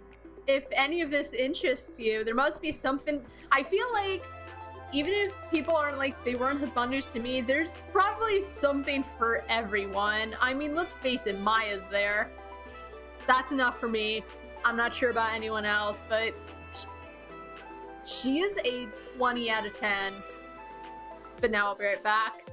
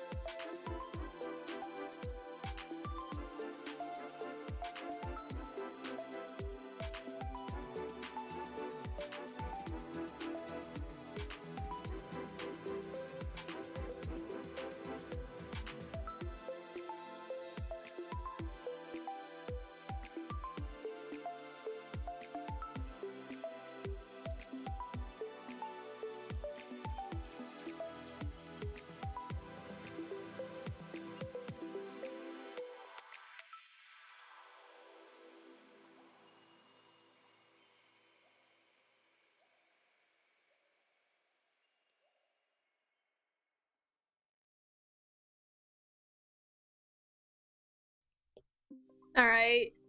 2 pizzas. Wait, lunchtime? It's like 4. Late lunch. What time are you gonna have dinner then if you're having lunch? Oh my god, my throat. Why do you guys make me laugh so much? Honestly, so take a break from the husbandus for a second. Honestly, if it weren't for you guys, I think streaming wouldn't be as fun. Like, I enjoy streaming, just, I don't know, it's something I like doing. But I think it wouldn't be as fun. It's because I'm breathing in air as I laugh. But, like, if it weren't for y'all who come by and, like, even if you're not trolling, because that's not the right word. I don't know, poking fun. It's fun. You're denying the fact that you're okay.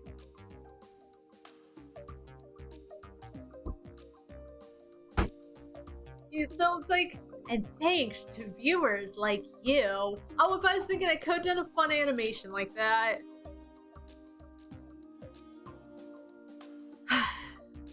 I'm just saying, I'd still stream and it would still be fine, but like,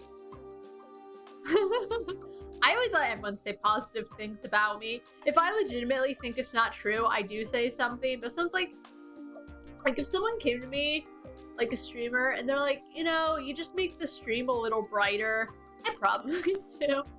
Not to toot my own horn, but I try to be, honestly, I try to be the streamer I would want in my chat, and that's how I feel. When it comes to streaming, be the kind of stream you would want to watch, because, like, I don't know, I think that makes you even though, you know, everyone has their different opinions on what makes a good streamer, what makes you stay in a stream, just be the kind of streamer you'd want to watch, and I think your stream can be so much more enjoyable. What else? Be the kind of viewer you would want to be. Don't fucking, if you're going to a stream for the first time, don't fucking tell them, oh, I streamed this game 4 months ago. I didn't fucking mention you stream. If the streamer brings it up, go ahead. Don't bring it up out of the blue. I think it's kind of rude. That's my own 2 cents. No one's gonna, like, no one has to agree with me, but I couldn't remember if I get loud. I just want to make sure I had closed my door. Anyway, I've been here for 6 years, and what I've learned is, don't fucking mention you stream. I think that's a thing. Like, people try to network, and that's fine. Sometimes you gotta. Here's the thing. If I'm not pointing fingers, but I'm, like, kind of spitting out truth, but if I'm saying something, because I never like mentioning anyone specific, but if you feel attacked, maybe you got something to learn. But like, when I think of networking, okay, I'm just looking for people I want to watch. That's it. Look for somebody you want to watch. What I do, and like, this is how I found out that Lazarus streamed, is sometimes I just check people out, because you never know. Sometimes I follow because I genuinely like how they stream, and that's networking, okay? I think what a lot of people think is that I need to network, I need to let them know I stream. You don't. You don't. Just be a good person. Just be a funny person. You don't even have to be funny. And if they decide they want to check you out and follow you and eventually raid you, that's cool. If they don't, at least you have someone new to watch. That's how I feel about it. That's the best way to network. Is worst case scenario, yeah, they don't host you and they don't follow you back or whatever, but you still found someone cool that you like spending time with. Best case scenario, it's a fun back and forth. I don't know. That's my opinion. You don't have to be streaming. Do I follow you? I don't remember if I followed you or not. I think I did. But here's the thing, though. Like, let's say you don't stream, but you just want to host people because, I don't know, some people do that. Like, I remember you saying at this point, when you look for a new streamer, it's either through Discord or through, I don't know, recommendations. So, like, if you hosted people and I look through my following list and it's like, oh, Marcus is hosting some girl down the street who draws with her lipstick, I might check her out. Yeah, you don't need to be there for 6 years to, like, know, because I feel that's kind of common sense. Like, don't fucking tell someone you stream. Fun story. But, well, not fun story, but I was playing Bioshock, and one person, I guess, which is what brought it up, and one person was like, oh, I streamed this last year on Halloween. Okay. Just say you enjoyed the game and you played it on Halloween, whatever. But someone else came by, talked about their stream, and they're like, I gotta go, but hey, just let you know, it'd be really cool if you joined my stream one day. And I wasn't mean, I was like, maybe. But when I said maybe, I actually meant I'm never coming to your stream. Because that alone is gonna make me not want to join your stream. Take it from me, kids, I've been around for 6 years. I've learned a lot, I've lost a lot, and I've loved a lot. But as I said, like, being on Twitch for so long, so much changes. And some things stay the same. And I think that's just... Who was it? Someone, I'm Brandon.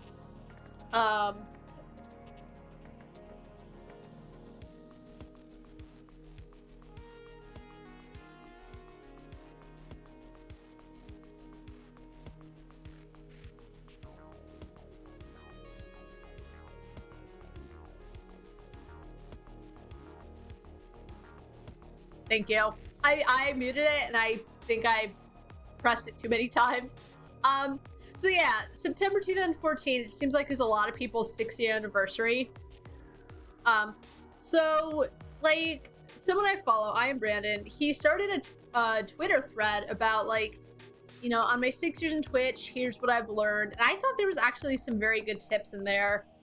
That like some new people would probably help a lot.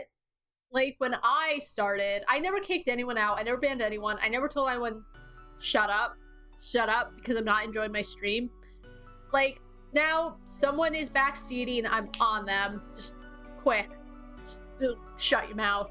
I never said that though because I never wanted to rock the boat, but that's always wants to be my first thing to new streamers is don't be afraid to fucking ban someone.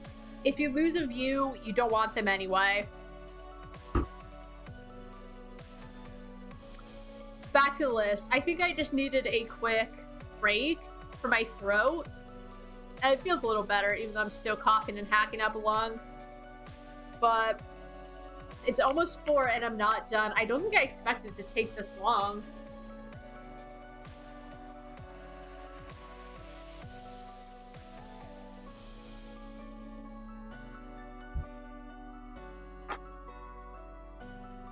But yeah, 6 years.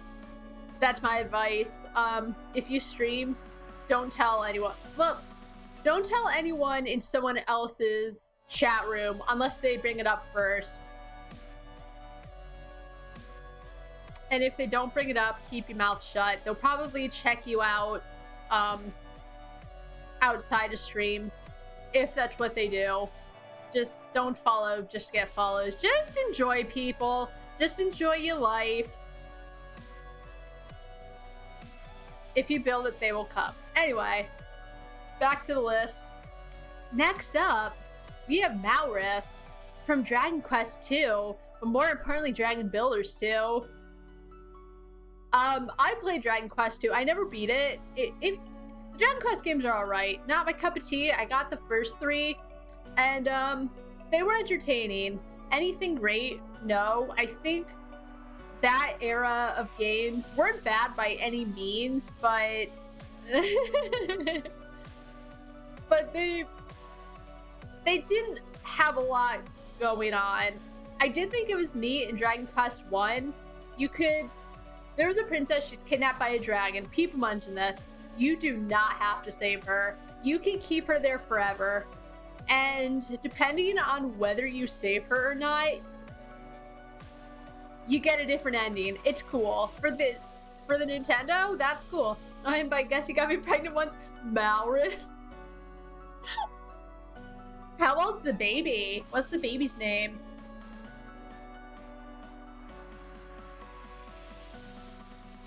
That was a good cold brew.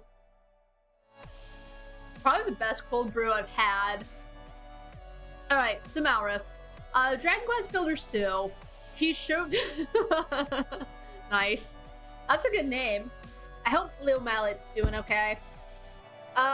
He shows up near the beginning of the game. He has amnesia, of course. He basically sticks with you through the whole game. He learns a lot about life, about love, about loss. And he literally does though, because he's practically a baby in some ways. He doesn't know anything. He just knows he likes to fight. And he learns about friendship because of you, the builder, and he loves you, and he tells you that. Not like explicitly, he's like, oh my god, builder, I love you. Malrith the fucking Shad. It's really good.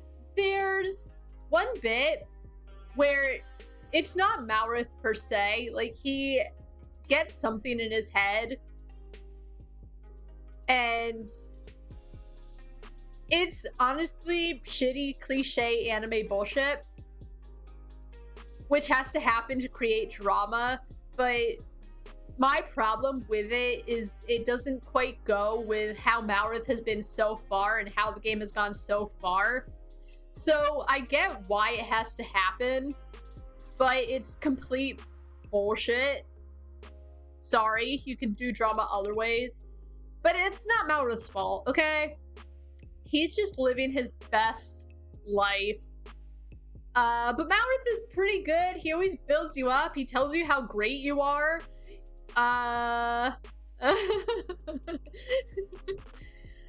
You're constant. You don't have to, but it helps out because while you're collecting items, Malrith will fight anything that dares to attack you. He hates it. Also, if Malrith has nothing to fight and you try to collect materials, he will mimic you. So if you like go start attacking some trees, he'll go get other trees and he'll collect the mats for you. It's really nice. So he's honestly, he's pretty great. Pretty useful. He's not just a pretty face. He does things for you. So he gets to sit with the boys in Hello, My Darling.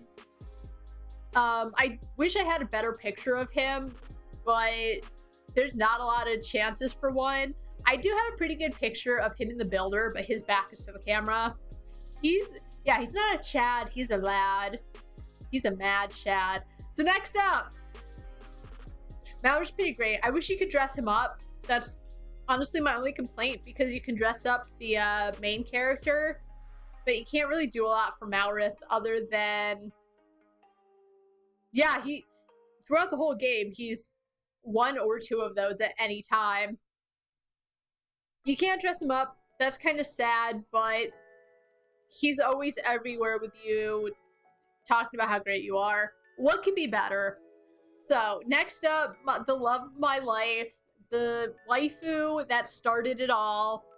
Fell in love with her the second. No, you can't. But you can take selfies with him. You can take pictures. I have a lot of pictures of my builder going to the bathroom and Malrith watching like a fucking creep, because that's his fetish. That's his kink. He likes watching people poop. But anyway, Maya. Well, not the second she spoke, but like, I love Maya. She's great. Honestly, there's not one bad thing about her. I don't think there's ever been any time in the whole well, the first 3 games, those are the ones I played, but in the whole trilogy, there's not one time where I want to hit her or smack her or badmouth her, because she's a great character. In the English version of the game, she loves hamburgers. In the Japanese, I think it's sushi she's obsessed with, but I didn't play the Japanese version. Phoenix Wright itself was a good game. Well, you know how there's like a character you love, but now and again they say something and you just want to smack them.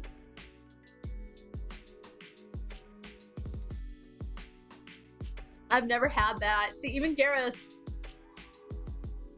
Yeah, I think after he like shamed me about killing off, you know, I think I went on an entire rant about it. I'd have to go back and check because I have the video. But yeah, Maya was great. Here's the thing, and I know some people ship Maya and Phoenix, which is weird to me. She always seemed like a little sister to Phoenix in my... You know why? Because it's just... I never think of Garrus as like a mean, horrible person. And I don't think of him as someone who would do that kind of thing, especially a shepherd who he loves and trusts and respects. And yeah, I'm sure he's upset about the decision I made, but I think it's the way he went about it. I'm sure he could have thought of some sassier way to do it, but just, I feel bad enough. Like that night, I remember that night I was so upset and I was eating some tomatoes and I bit my tongue so hard because I was thinking about what I had done. Man, and there was nothing I could have done. I was too far in the 3rd game and I would have had to replay the whole 2nd game. Whatever. But Maya, my personal, that's the thing, she's not a waifu game-wise like Edgeworth is. She's my personal waifu. I think you start the game, she's 17, she turns 18. I'm gonna pretend she's 18 forever. There's not. To be fair, I was 15 or 16 when I played the game, so it was fine. I was a teenager, I was in love with her. Honestly, that rarely happens with waifus. I like don't have a lot of waifus because it just... Like Persona 5, there's a lot of waifus you could have had. I was never feeling it. They were all just like, nope. Maya, oh man. What a cutie. What a cutie. She's very sassy. She always eats hamburgers. She's sneaky. Makoto. Makoto was alright. I never romanced her. She was okay. She wasn't Haru. I thought Haru... They didn't do a lot with Haru, in my opinion. I know that Haru's kind of introduced late in the game, but I felt like they never did a lot. Makoto was alright. I didn't dislike her. I didn't care all that much about her. She was there.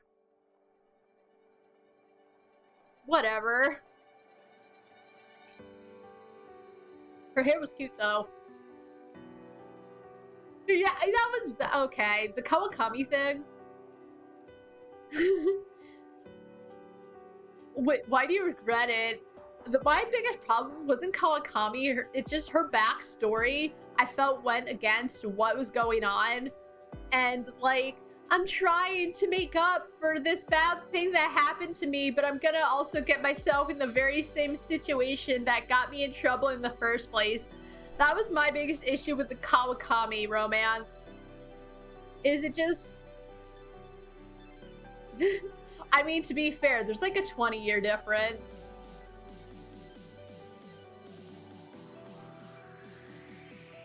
But I guess it was there for like people who are into that kind of like teacher romance.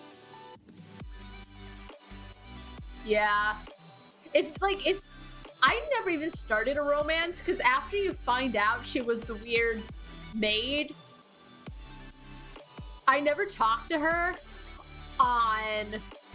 What a lovely girl. Sorry, Maya. Sorry, Maya. We're talking about Persona 5. Well, no, I like Futaba as a character, but she was so much like a little sister to me, I couldn't go with her. Ayn was my best friend, I couldn't go with her. I didn't give a shit about Haru, and I thought her voice was annoying, because at the time, there was no option for Japanese voices. But I thought she was like 14 or 15. Is she 12? Holy shit. She's, okay, that's what I thought. I was like, she's not that much younger. Yeah, she just never went to school because of like her abandonment issues and being just beat up all the time. Yeah, you're in middle school from 12 to 14 in Japan, and then once you turn 15, you go into high school. So, yeah, she's technically either, well, I guess 15, so she would have to be in high school, but yeah, I think it's 12 to 14 is middle school in Japan. I'm not an expert, but I read a lot of manga.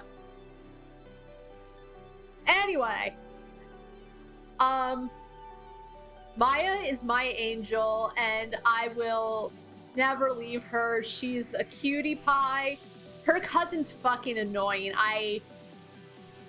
Sometimes her cousin, Pearl, is really, really cute, but I have to say, like, 95% of the time, I wish she wasn't there. I feel like she generally, other than, like, her introductory episode, she doesn't really seem to do anything for the plot, and they force her on you, and she's fucking annoying.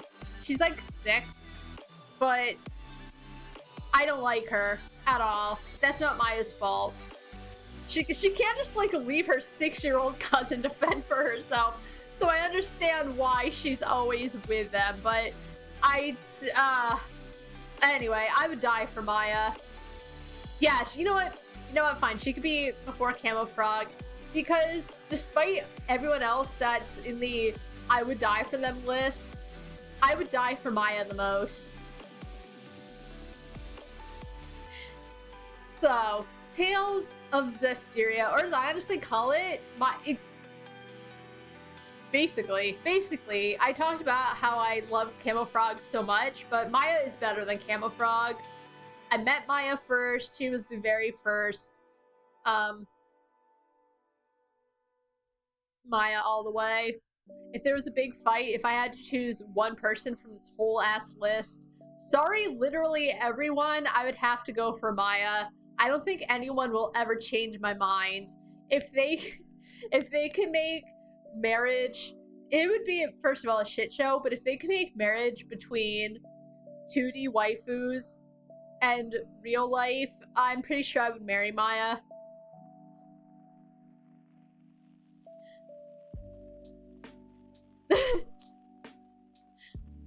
All Marth needs is his builder. You're waiting for robots? Just in general, or robot-human relations? Anyway, Tales of Zestiria, I call it Tales of Zestiness, because of course I do. But we've got Mikleo. He's your best friend since childhood. Surprisingly, I have to say, Tales of Zestiria did a really good job of, like, there's a lot of friendship, everything's about friendship in that game, but I feel like it did an exceptional job of not really falling down the cliche anime bullshit hole that it really could have. Like, there were a few things that were, nothing I can think of off the top of my head, but I'm sure there were a couple cliches, but like, there wasn't really any damsel in distress. I think one character was doing something and it ended up not going well, but she herself, I don't believe you ever had to save her specifically. I think you just had to go and like be like, listen, this bad shit's gonna go down. I enjoyed the game a lot. Mikleo,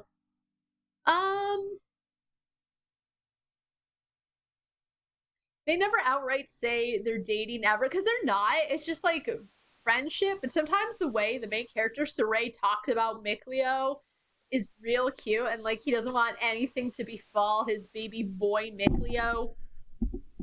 Sorry, microphone. It's real cute. So he made it to the Husbandu list. And also, I don't know if Tales of Berseria has this. I still haven't played it. I'll probably stream it one day. Soon-ish, depending. My stream schedule, I feel, is usually changes a lot. I make plans. I think I planned to stream Tales of Berseria. I started the plan 2 years ago, and I still haven't played it. But you could dress up your characters in Tales of Berseria, which is why Mikleo has on these horns, and he has this cat on his head. Because I, like, found those accessories somewhere. So, Mikleo, real cutie. He's like that kind of tsundere character, I have to say. Because he always seems real annoyed with the main character, but secretly he just wants the best for his bestie / husbandu. It's real cute. It's real cute. He's real cute. They're real cute. Oh, yeah, that's another reason. Is like, I wish I could make the pictures bigger, but just change to theater mode. Yeah, I know. He's real girly looking, so I don't blame you. But no, Mikleo, there's only one girl, and it's Maya. Oh, you're in. Yeah, they're not the biggest pictures. I tried to, like... I couldn't, like, window capture because it wouldn't have this, because I wanted to see how well can the pictures be seen. Not very well, probably. But, yeah, whatever. Anyway, Mikleo goes into the Hello My Darling because I go after Maurif, you demon, even though I just said he was an angel, basically. So, next up, my little asexual boy, Morden. He is a alien whose name I forgot. But he was cute. He's such a cute character. He's into science. He's a doctor. He's always doing science-y things. Solarians. Thank you. He's my little baby Solarian. I think he basically says they have sex to have kids, but other than that, they just don't give a shit. Relatable. I think, so I was always talking to Morden just all the time because he was one of my favorites. Even though I didn't have him on my team, because the one time I put him on my team, he kept, first of all, he's a weak character anyway, but he kept jumping on things and not hiding behind anything, so he kept getting his stupid ass killed. And, hold on. Alright, the music's going. Yeah, I didn't use him a lot because he just... In my very first game, or the first Mass Effect, Garrus was always fucking in the way. He was in the enemy's way. He never hid behind anything. If he wasn't in the enemy's way, he was in my way. And granted, I don't think you can... Characters will like get mad at you if you shoot them, but I don't remember if technically they get hurt if you shoot them. But either way, Garrus was in my way.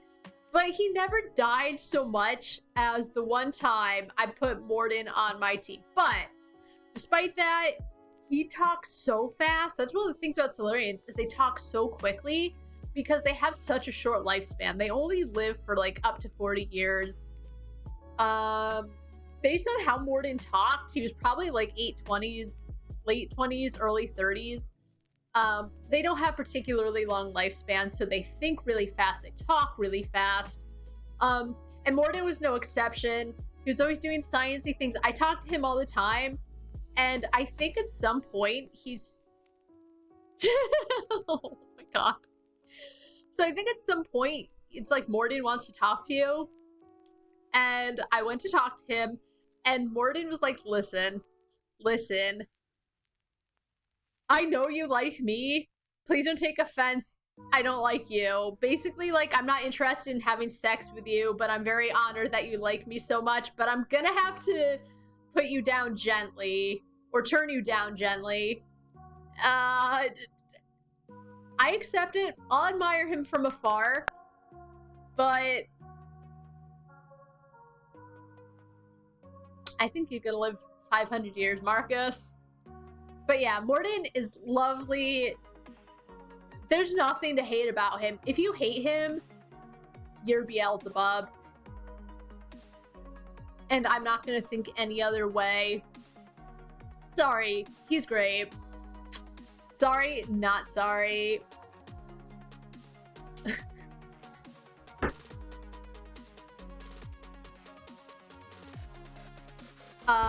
He somehow didn't die during the suicide mission. I think because I sent him back to the ship immediately. When I found all those people, I was like, I think I'm gonna have to send the doctor, otherwise he's gonna get killed. And I assumed that was the right choice because no one died. So, you know what? I would die for him. He's a ride or die kind of boy. Next up is, I mentioned at the beginning, there was probably a character that a lot of people wouldn't know. The reason being is he's from Fallout New Vegas, but the only way to get him is to have his mod. His name's Niner. He's a companion mod for Fallout New Vegas. He has his own quest, Niner, yes. And he calls you Six. Because the author is fucking great. He did all this himself. So you get Niner near the beginning of the game. His motorcycle broke down. You have to help him. He's trying to get to Vegas. He joins up with you. And every time you stop, you can do drugs with him. I don't remember if I did drugs with him or not. You don't have to do the drugs. He'll give them to you. But he has a lot to say about everything. I think he's a pretty good character. He's funny, he's entertaining, he trusts the hell out of you. And if you... That's a good point. I think I actually did do the drugs. Because the first time I played New Vegas, I was a good girl. I didn't do drugs, I didn't drink alcohol. And then I was like, who gives a fuck? I think I did the drugs because I didn't want Niner to think less of me. He's a good character. So when you do all the DLCs, man, Cassidy sucks. She hates me in my game. Also, I didn't get all the companions because I've never gotten Veronica, like, once. I didn't get all the companions, but somehow I still got the achievement to get all the companions. I wonder if Niner messed with it. Either way, yeah, Cassidy sucks, and I should probably just finish the quest and get her killed. But Niner, he even stays with you after you probably found her drinking somewhere. Oh, Veronica. I think finding her is RNG based. I think you just kind of wander around and she's wandering around. I don't know. I remember being like, man, I never found her. I think it's implied. I feel like I read this a lot, but I think it's implied that the character in Dead Money, I forgot her name, but I think it's implied that that's Veronica's girlfriend that went missing. Christine, yes. So I think that's like a very, very heavy implication is that Christine is Veronica's missing girlfriend. Yeah. Fun little fact. So with all the DLC in New Vegas, you can't bring your companions except because Niner isn't considered a companion because he's a mod. He can be your pack mule, your fighting mule, your pack mule. He just goes everywhere with you unless you tell him to stay wherever or go home. And I don't know what happens if you actually just fully kick him out of the party. I don't know if he shows back up again. Exactly. So for I think I stole all of it. No, I think I cheated to get the gold bars and then I threw them on Niner. and I had to use console commands to get more companions on me so that we could all go back home and keep the gold. For no reason, though, because who the hell can you sell the gold bars to? I think... Yeah, I don't remember, but Niner's pretty great. Even when you get to Vegas, he gives you some pretty good armor. Like, not the best, but it's nice looking. The only thing is, he has items you can't take off of him because it's bad karma. Oh, it's true. There aren't console commands on the console.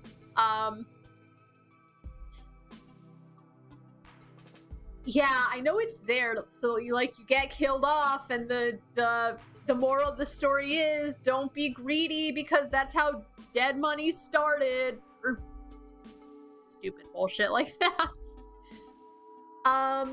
Yeah, Niners, there aren't, honestly, and I understand why, because I guess girls don't play video games.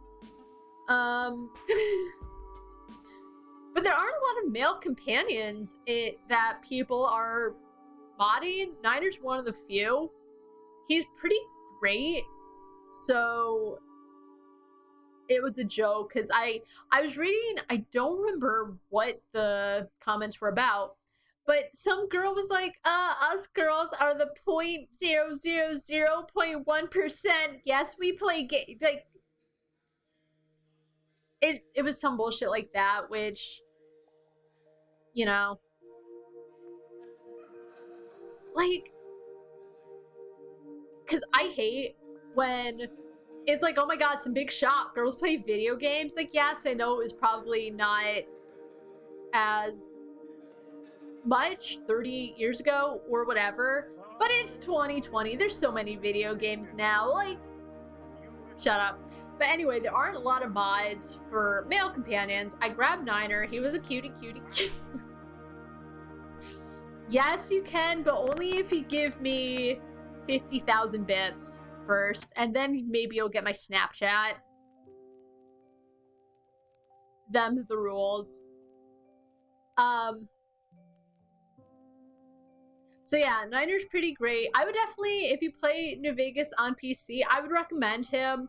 He's a little OP, so I remember getting him, but I was also trying to get the achievements to, like, kill, or no, do, I think it's 25,000 damage with weapons. I had to tell him to chill out somewhere because he's just so strong no matter what you give him. But he's pretty good. He's very interesting. He'll even talk to some NPCs if you go to hang out with them. He'll sing, he'll talk about dogs. He loves dogs. He talks about Denver sometimes. It's weird, but he's pretty great. I think, honestly, where should he go?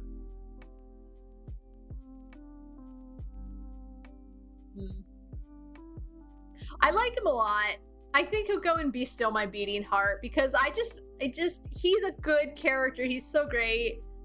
And I honestly, at this point, even if I started a new game, I'd have to grab him again. He is not B tier, he's A tier.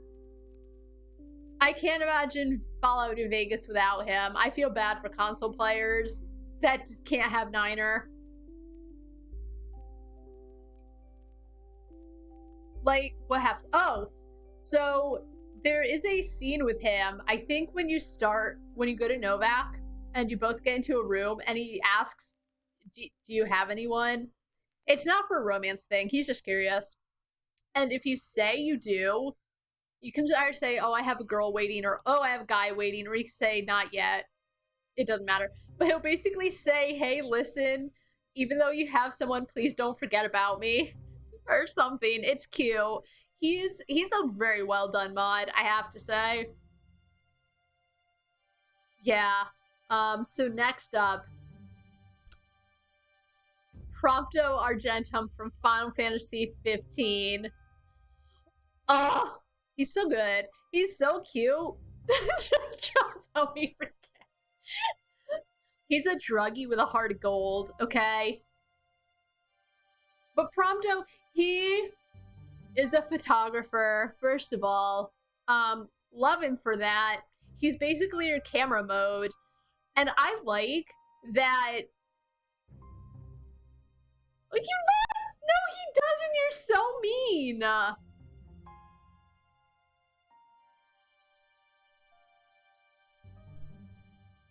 He looks like a beautiful little bean. Anyway, he's basically your he's basically your walking, talking screenshot taker. Because every night when you go to bed, yeah, he does like a little like cloud, doesn't he? He shows you like the 10 pictures. Although in my game, he must have had a big ass crush on Gladio because he was always taking pictures of Gladio. Cloud wishes he were as good as Prompto. But yeah, okay, Prompto had a big crush on Gladio. Like sometimes he took pictures of Noctis or just whatever, but just a lot of pictures of Gladio. But he's so cute. His voice actor did a good job. I forgot who did Prompto's voice. I feel like I should remember, but I don't. Ignis is a pretty good husband. I don't consider him a husbando because to me, he was like a cute big brother, and I might have shipped Gladio and Ignis, but I thought Ignis was pretty great. Dora will agree with you though. She also loves Ignis. Speaking of, Moderately Okay Cosplay is a really good Ignis cosplayer. Fight me. But yeah, Prompto's great. He's a cutie patootie. He takes pictures because he loves photography. And he loves Chocobos. He wants to ride his Chocobo all day. I feel like he's too good for Cindy. Like, Cindy loves her cars. Probably doesn't give a shit about Chocobos. He basically worships the ground she walks on. I don't think they would be good together, personally. I think she's really nice. She loves the Chocobros. I think it's one-sided, and I feel like he's built her up so much in his mind. But I think ultimately they're probably not good together.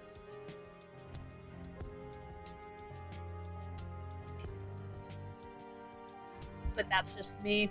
Anyway, I would die for him. Prompto's pretty great. Prompto is a cutie pie. I thought his backstory was pretty good. And he shoots guns. So, next up.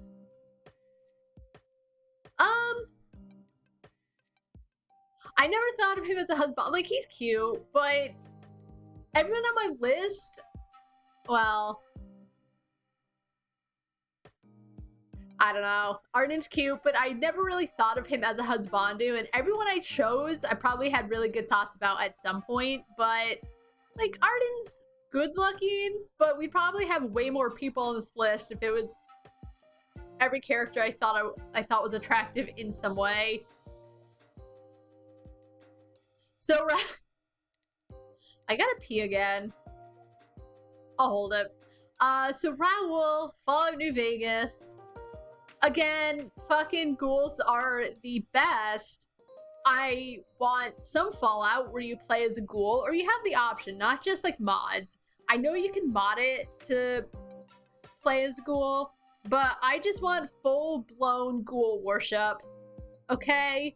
Is that too hard for you, Todd? I'll fight. Because here's the thing. You're doing Fallout, but there's no ghoul, so it doesn't just work. Okay? Make it work. Make it happen. I know I'm not the only one who wants a full-blown ghoul. Even if it's not a whole game, make it a DLC or something. Do something. Let me be a ghoul. Let me lick other ghouls, okay? All I want. Lick ghouls. It's not that hard. Let me lick them. Anyway, Anyway, I might have gone off the deep end. No! Ew! No! You're a fake ghoul fan. You don't like ghouls, you don't like Ro, you don't like Hancock. If you're saying ew because you don't want to lick a beloved ghoul, you're dead to me. How dare you?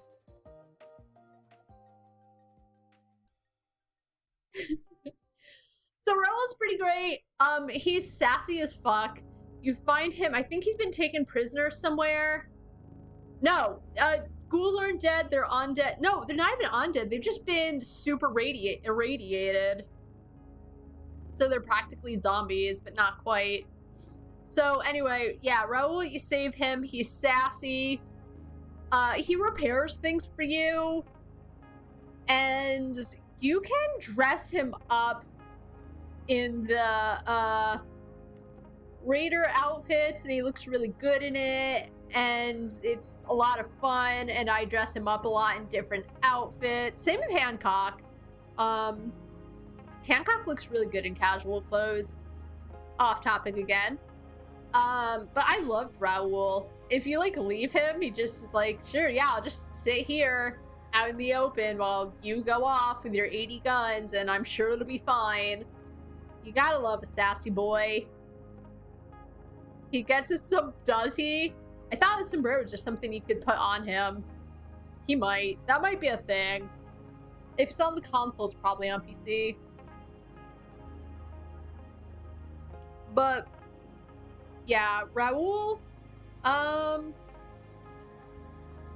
don't love him, but I think Hello My Darling. Like, I like him a lot. No, you know what? I think of him a lot. I love Hancock, but I love Raoul way more. So, Ren, I think that's his name, from Shenmue 2 and 3, but I never played 3. So you go to China, and you meet him because someone says he'll help you out. He's kind of a piece of shit in his own way. It's like really hot and cold with him. He either wants to help you out because he thinks he can make money out of it or something, or he gets so pissed at you for no reason. Him and Rio, they honestly make a really good team, but God, I don't know. It could either be either way with Ren. What happens? Oh, at some point you have to go like fight some characters to advance in the plot. So you go to one arena, Ren is there, and he like basically bets that you won't win. You win. He gets so fucking pissed at you because he starts to be like, hey dude, you go to the fight, you win, he loses money, and he's mad. He's like big mad. But then he helps you out later on anyway. I don't know, it's a lot, but I think at some point they get like handcuffed together for some reason. I don't know. They like watch the stars and the moon together. It's very sweet. I thought they were pretty cute together. I don't know if they try in the third game for Rio and Shenhua. To be quite honest, I thought Shenhua was very shoehorned into the game, considering how important they made her seem, versus you meet her and she's just like doesn't seem as important as the game tries to make you think. And as I said, I didn't play the third game. I don't know. I just thought that the way they tried to make Rio be friendly with her, when he's so single-minded in finding out his father's killer, that she just comes along and they're friends. It was bullshit. Okay, you know what? The tomato shop theme was so good.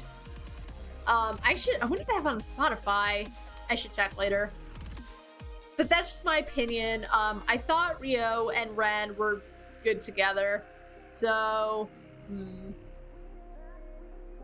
he's just cute. Like, he's not... I like his character. He's fine. I think him and Rio have really good chemistry. But It's very hot and cold. He's just cute, okay? Okay? He's just cute.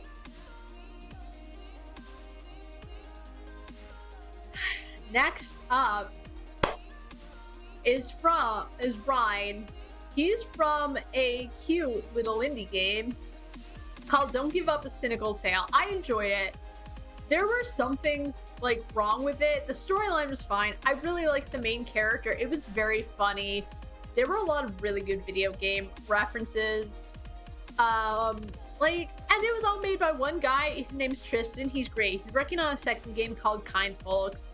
It's like, I'm not sure if it's quite a card game or if it's like an RPG and the battle system is a card game, but he's working so hard on it. It's going so well. But Ryan he's just some nice bodybuilder type. He travels everywhere with some magical white-haired guy. I don't know what their relationship is, but Ryan was very cute and very just optimistic about everything.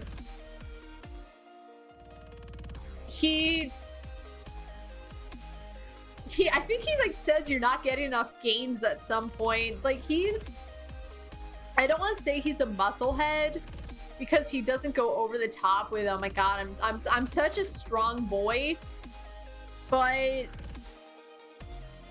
I don't know. He was my favorite character in the game. At first, Triss was my favorite character, but the second Ryan was introduced and he wasn't as bad as I thought he would be, he was a pretty enjoyable character. One of the best.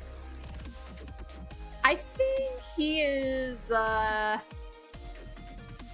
just cute, okay? That's the thing. He's a cutie pie. He's always saying, like, you can do it, I think.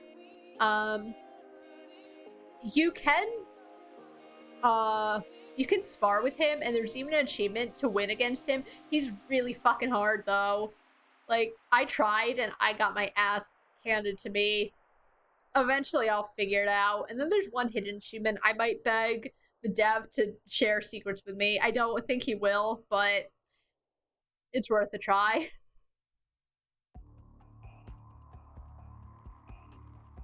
Guys, we only have 9 left. Can we do that in an hour and a half? Alright, next up is Ryuji from Persona 5. If I can't, then I'll make time. But I loved Ryuji. The second I saw him, good character, pretty cute, ultra loyal, really funny, and honestly, okay, so here was one of my biggest problems, not with Ryuji himself, but more the writing, is that I thought he was treated almost as everyone shit on him a lot. When it was like on Ryuji and Akira, and like it's those three, it made sense why An was constantly pissed off, because it was just like too much testosterone for her. Because once you get Makoto, she settles down, she settles in. But I just felt like, yes, sometimes Ryuji says just stupid shit, but it was just the constant effect of Ryuji has an idea, he shares it, and everyone shits on him for it. Instead of being like, dude, I don't think that's gonna work, and here's why, just everyone tells him what a moron he is. And that's why I just don't think it's his fault, just he's energetic as fuck. And I didn't like that part. I think once in a while it just seems so over the top. And the thing is, he was at least fucking trying. Like, were his ideas necessarily good? No. But at least he had something to, at least he was trying to come up with an idea other than, let's sleep on it. Like, yes, let's sleep on it. Let's think it out. But he always had something he wanted to offer. So I didn't like that, or I didn't like how much it was done. There's another point where I don't remember what happens, but everyone thinks he's dead, and he comes back, he's like, hey guys, how's it going? Because he doesn't know that everyone's been worried about him, and they shit on him for that. They go from being very sad because they just they don't know what's going on to they all shit on him, except for you, Akira, because you're his bestie. And I think Ryuji gets a lot of shit that isn't fully deserved. And I know it's like, haha, it's so funny, but I don't think it's funny. No one else gets shit on, really, except for him. Like, if other people were, like, poked at for what they do, fine.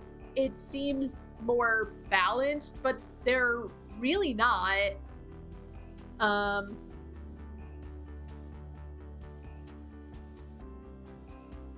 I just love Ryuji a lot, and if you don't flirt with any of the girls, which I didn't, because it just, I didn't. When it hits Valentine's Day, Ryuji comes in with chocolates, and you can basically ask him if he's confessing, and he gets flustered. He says no, but you still spend Valentine's Day with your boy, and that's basically canon with that. And it kind of sucks too. Yeah, it's a good scene. I was so happy they put that in there. Cause at the game, when your friends come over and you can make coffees for them, I was always putting love in like Ryuji's coffee, which didn't work. And I tried Yusuke's because there was something Yusuke said at some point. I think he said, I don't remember if he said I think he said like, I'm not interested in girls. Maybe he didn't. That's what I thought he said at some point. So I was like, oh, well, okay, he's a gay character. You can flirt with him. He coughed up the love too. Both he and Ryuji both coughed up the love you mix into their coffee. Or was it their curry? It was one of them. Like, I get why. It's not, it's bad. Well, not bad, but like, it's not as open as it is in America, you know, LGBT stuff. But let me put love in it and let them talk about how good their curry is. Even if you can't romance them, I get it, game. Okay, I love my friends, though. But either way, Ryuji was great.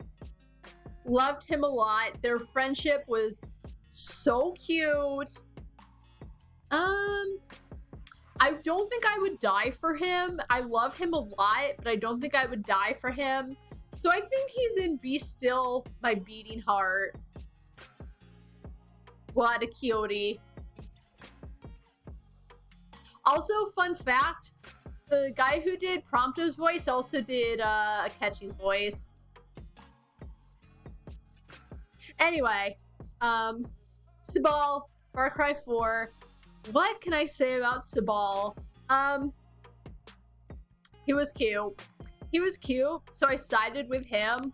Also because I know what Amita wanted to go for, but she just seemed like, honestly, her and Sabal should have tried better to work together. I wish that was an option, because she was just trying to like break every tradition, and that's fine. Like, not all the traditions in wherever they were, I don't remember. Not all of them were great, but she just wanted to blow it down without question. And I think for something that's been doing a certain tradition for so long, if you just tear it down with like nothing to at least, yeah, or if you're gonna break shit, just have a slow buffer, not just go 100 miles per hour. You know, if you want to change things, sometimes it's got to be a little slow so that everyone can get behind it. Otherwise, people are going to fight it because it's just so new and they don't know what to do. So I went with Sabal, which, at some point, the protagonist, Pagan, who, by the way, was a great, not protagonist, antagonist. He was a great antagonist. I cared a lot about him. He was one of my favorite protagonist. He was a great protagonist in my opinion. because they didn't try to go down the route of he's a bad person. That was my biggest issue with Far Cry 5, is that they just tried to make... I forgot. Joseph? They just tried to make him seem like a big bad guy who was crazy. And they didn't do a lot to...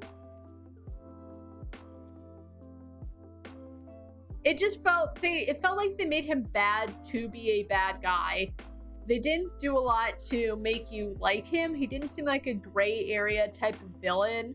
Just, I'm bad and I'm making this call and we're gonna just make everyone do as we say because God told me to. That seemed like Joseph. But Pagan Min will talk to you and he'll be like, did you go with Amito or did you go with Sabal because he's a good looking guy? And I was like, shit, how did he know? There's a lot of issues with Sabal at the end. If you like continue playing the game, he's questionable for sure. But at the beginning of the game, like there's an avalanche and everyone leaves. You get, I think, just plowed with snow. And he like comes back to look for you. Like he's like, oh shit, is the guy still out there? Did you guys just leave? And he like digs you out of the snow. And then when you get captured, he, to be fair, if you've, depending on who you've helped, either Amita helps you or Sabal finds you. But just, he's fine. He's cute, okay? Just, I might have made some mistakes, but you know.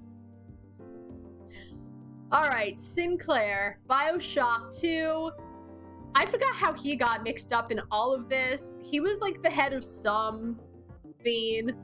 He's caught up in Rapture. He travels everywhere with you. I think he like drives the train around.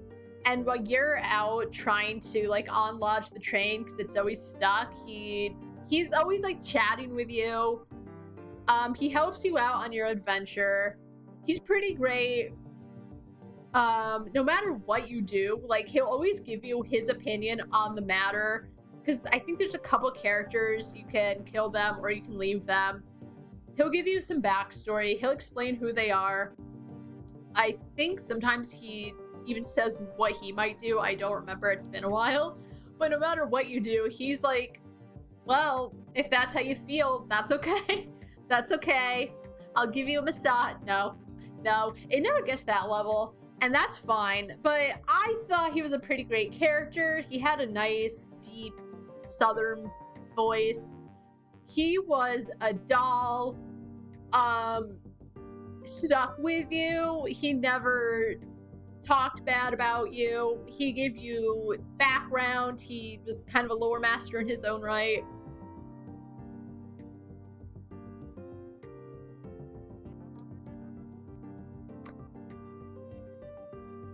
I think he's an honorable mention. I really like him. He's not fully Husbandu, but at the same time, he's with you for practically the whole game. And he's pretty great. He's not quite like a goody-goody character. Like Hoji, he's not a moral character, but he's not an immoral character. So he's an honorable mention. He's still a Husbandu, but he's not like a Husbandu. So, lots of vampire. I mentioned it. I said at the beginning when who was the first vampire character we ran into? Oh, Jeffrey. Yeah. Thoreau Strickland. He's another doctor. He's one of the few doctors at the Pembroke Hospital. He looks up to you, Jonathan Reed, because he's also interested in blood transfusions. But here's the fucking kicker. Thoreau wants to like advance the science of blood transfusions and all that jazz, but he is not Jonathan fucking Reed, okay? He's not great. So Jonathan's like, well, it sounds bad. You're a bad person. How dare you? You could hurt someone. You can still help Thoreau anyway. I think you could create a placebo. because you're Jonathan Reed and only your transfusions are the best and you never hurt anyone because you're a god. How can you kill a god? But Thoreau's cute. Every time you talk to him, he's so excited to be talking to you. He's so happy you're helping him. And if you you got it. If you ask him, because you can ask the characters in the game, are you alright? Because they get sick. And he's like, if it was anyone else, it would be really fucking weird that you're asking me, but it's you. And so I have a headache. Or he loves you. He worships the ground you walk on. He's pretty great. He's kind of a cutie. And apparently, so if you've eaten, like, he has a rival who didn't make it because he was whatever. So he has a rival, and he has a patient. He and his rival are fighting over how to deal with this patient. And apparently, if you eat the patient and the other doctor, he no longer worships you. Somehow he knows it was you who sucked their blood, even though he doesn't know you're a vampire. And apparently, if you eat him last, he's like, Dr. Reed, how could you? But he's so cute about it. I like him. He's just cute, okay? He's a great character. Is he a particularly interesting character? No, he's a good character, but there are other characters with like sad backstories that make you think a lot and make you really change your mind about them. Like, there were a few characters I wasn't sure how I felt, but after talking to them and unlocking their hints and just finding out more about them, it made me just care about them so much. Thoreau's not that kind of person. But still, the way he's written, I don't know, I have a soft spot for him. But it's also probably because I'm a sucker for a character in glasses. So, next up we have Dr. Edgar Swansea, also from Vampire. He's like your first friend in the game. Well, he's the first friend in the game that you yourself, the player, meet. He gets you a job at Pembroke Hospital. He knows you're a vampire because he's fucking obsessed with vampires. He basically puts you on the night shift and he gives you a big ol' office to sleep in, so you practically live there and no one will question why you're not there in the morning. Because you're a vampire and you'll die in the sun. And you can chat with him. He's important to the plot. Every so often you can talk to him about what's been going on with your life. And I was actually shocked that so many people disliked him. They're like, he's horrible. He's always playing you. Here's the thing. Haven't played the whole game. I don't see how. Like, yes, he gets you a job and he can learn more about vampires. But I didn't feel like there were many points where he was just playing you for his own reasons.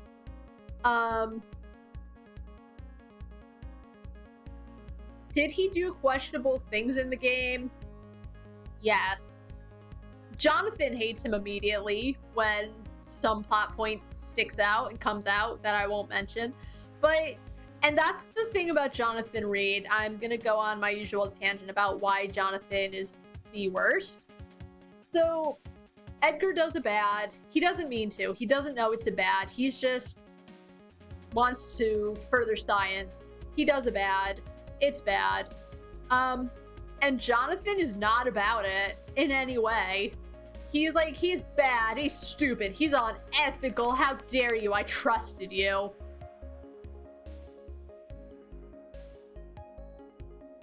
But here's the thing. Yes, you, the player, make the decisions for Jonathan, but Jonathan's done some things that aren't the greatest. And I feel like when it's Jonathan who's fucked up in some manner, like, yes, he feels bad, but I feel like he doesn't hold himself to the same standard as he does everyone else. So when someone else makes a big oops, it's the worst, they should get fired or they should retire something. So just, it goes from Swansea is his bestie, and Swansea is also a big Jonathan Reed fanboy, and he's gone to so many conferences that Reed has been at because Reed is the hot new piece of meat in the hospital, more or less. So Swansea just wants to help him and wants to help him figure out the whole epidemic and why there's so much vampire shit going on. But yeah, Swansea makes some oopsies, and Jonathan changes his whole ass mind about him. I don't like it. I personally also think it was a big oops, and Swansea shouldn't have done it, but I can understand why he did it, even if I don't agree. I have a real soft spot for him because he honestly does care about Jonathan and wants to know what he's doing. Like, I think when Jonathan goes to his sister's funeral, you can go back and talk to Swansea, and Swansea's like, oh, my dear Jonathan, how are you? And then he's like, oh, my friend, if you ever need someone to talk to, I'm here for you. And I feel like he legitimately means it. And that's why I'm so upset when Jonathan just decides someone's bad, because it's like, they're either very good or they're very bad, and there's no in between. And he doesn't use his critical thinking, which I know Jonathan has, because he wouldn't have gotten this far in life as a doctor without it. But he doesn't use any critical thinking to think about why maybe some of these characters have done what they did. Anyway, this has been my no. Swansea's great though. I think he goes in Hello My Darling because, as I said, I have a real Swansea. I have a real soft spot. He didn't do nothing, and he just wants a sexy vampire friend. Okay.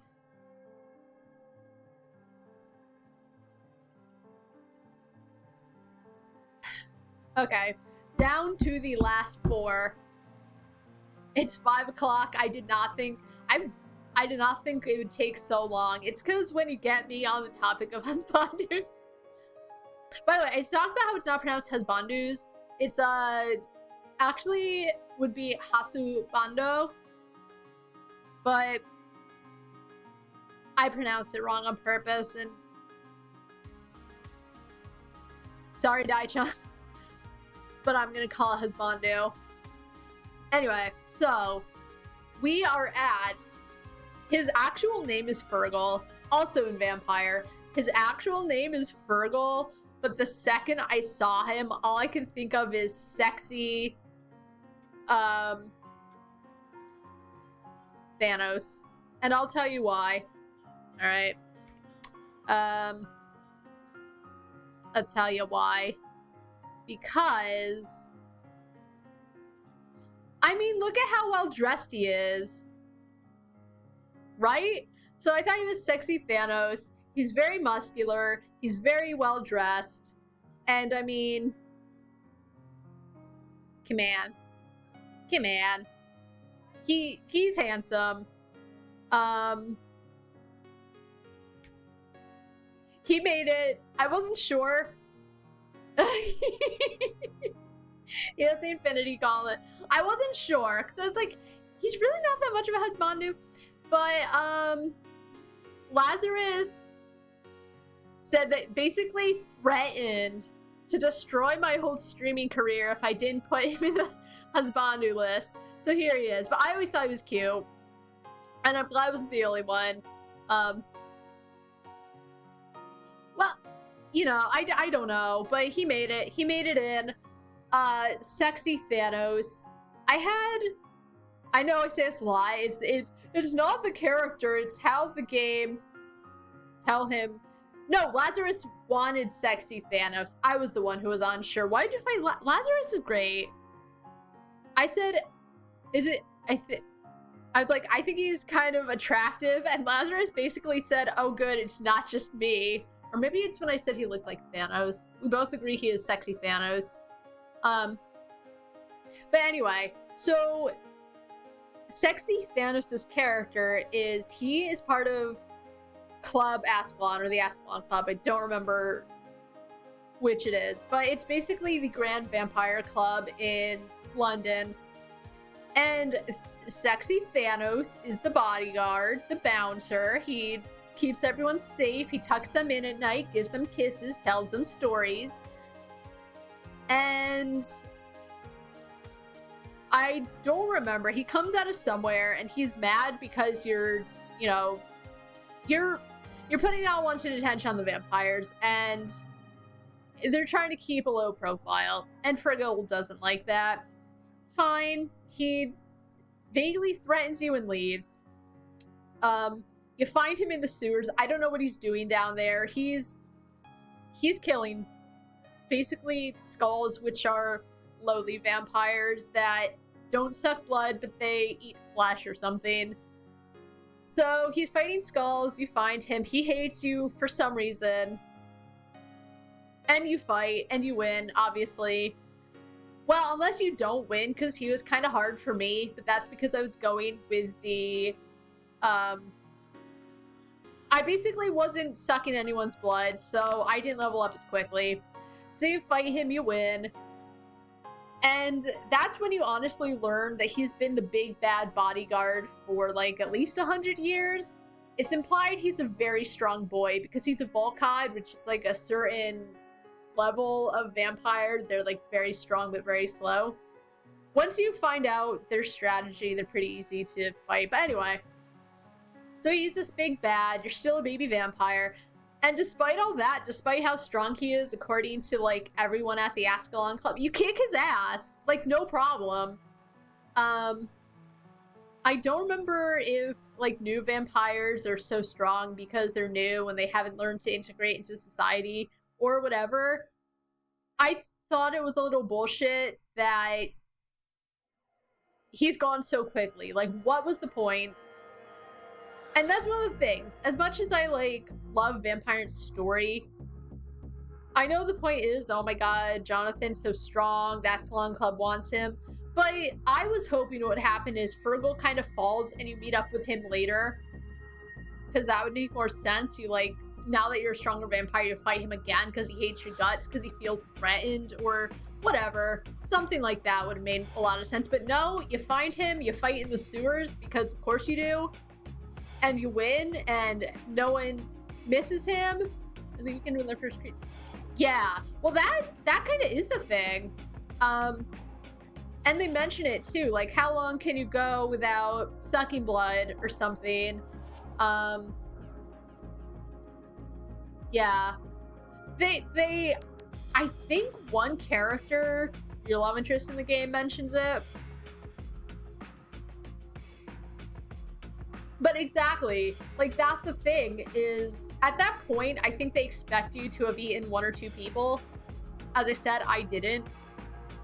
But again, it was bad writing to make a presumably just strong vampire type Volkod just get his ass beaten by little baby doctor vampire baby Jonathan Reed. But he was a cutie. He was handsome and scary and intimidating, but also well dressed. So he's gonna go into there just cute, okay? Because he's not cute. That's not a good word for him. He's a handsome man, but it's close enough. He's not really husbandu worthy. Like, as I said, Swansea is always making sure Jonathan's okay. But whatever. That's my 2 pennies on Fergal, and I don't think anything will ever change my mind. I have very strong opinions on it, that Vampire was really good. It could have been a lot better. They could have honestly added a few more hours to the game, and it took me 40 hours, and I didn't even do all the quests. But they could have added probably 5 to 10 hours to make things a little more believable. Maybe give character development to, I don't know, your shitty love interest. Or like, not a lot happened. I'm gonna be real. There's not a lot that goes on with Club Ascalon, despite what like a prestigious honor it is. You're there, you do a thing, depending on what you do, different things happen, and then they're rarely brought up at all, except for like something later in the game where you have to talk to the head to do something, the head of the club. They could have done more world building because they did such a good job as it was. Not perfect. As I said, people who love vampire stuff did not think the game was, they didn't hate it, but they thought it could have been better. But as I said, I'm not in the vampire scene. I thought it was pretty good, but I digress. So, right back, you're gonna miss the sexy older doctor. How dare you? I'm almost out of water. But we're at the top 3. We're winding down. For the most part, honestly. No, it's fine. I'm being an asshole.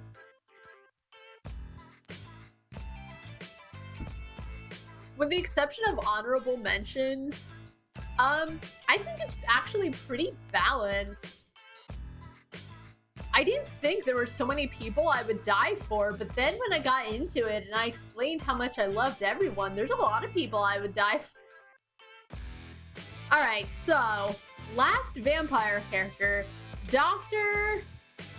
I want to say his name is Chakaran, but I don't actually... What was his name?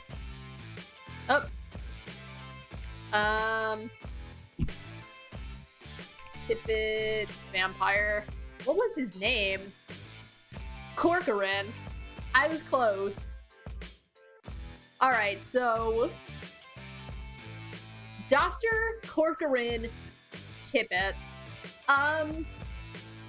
He was the head doctor of Pembroke, I think? I was always confused. So Swansea's the head of the hospital, and he's a doctor, but all he ever did was kind of hang out in his office, talk to his skull. He'd never talked to it, but he, like, strolled around. He just, like, circled his office, and that's all Swansea ever seemed to do.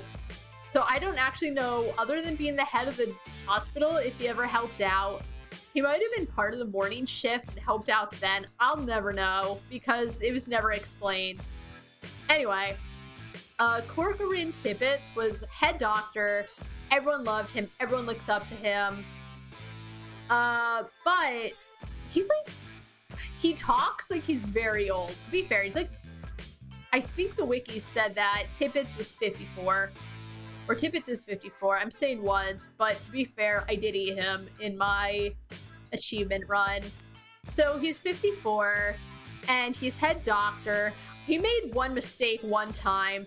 He was working on a patient. He got something wrong, and I think he hid that he killed this patient.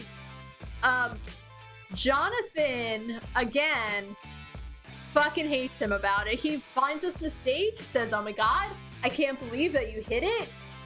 You need to retire. You need to resign. Honestly, you have two options. You can either cover him, or you can talk to him about it. In my first game, I talked to him, and Jonathan demanded he resigned for this massive fuck up. I thought it was stupid, considering, like, later on in the game, when you and Nurse Crane are trying to save someone, the person dies. To be fair, he would have died anyway. It's stupid. But Tippets is a pretty good guy. He's doing his best, and he believes in Brannigan. It's 1918. And he's just like, you know what? She's great. She should be a doctor, even though women can't be doctors. But if you kill him, he gets really sad because he never got to see her be a great doctor. But apparently, also, if you do choose to suck his blood, Nurse Brannigan becomes head doctor, so how bad can it be? He's pretty great. I think his only downfall, really, is because Pembroke is so fucked because of the epidemic, he does drugs. I was never able to catch him in the act. I tried once. Instead of going straight to him, I decided to just kill off Pippa instead. Missed him going into his office and doing drugs. Because it's not, well, I mean, he's a druggie because he gets addicted.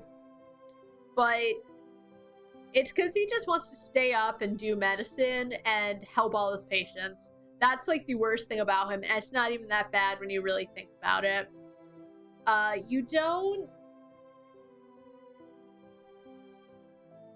Like, he knows who you are. I think he talks about meeting Jonathan one whole time years and years ago. I don't know how long ago, because I read that Jonathan was 32. Either way, so he met Jonathan once. He doesn't have, like, hero worship like him, like, for him, like Strickland and Swansea do. But he still thinks he's a pretty great guy. Not really, like, Husbandu worthy in any way, but I liked him. He was just cute, okay? Alright, you go down there, dude, please. There we go. Yeah, he was just cute. He was just a cutie patootie. There we go. Alright. So, Rex. Or not Rex. Greatest Krogan in the Mass Effect series. As I said, I love almost every Krogan. But he really takes the cake. You meet him, like, near the beginning of the game. I think he's going after someone. He's a mercenary. He's going after someone. You team up with him. Apparently, and I don't know how to get this, I think it's if you have Ashley in your party, I think she shoots Rex because she fucking sucks. But I never had that happen. So, Rex joins your team because he likes your moxie. And, the rest is history. Rex is great. He's a Krogan. He wants to fight, because that's what Krogan do. But he has a lot of respect for you as the game goes on. He just, you know, you're a human. He could crush you with just his mind, probably. But he respects Shepard, because Shepard is a respectable man.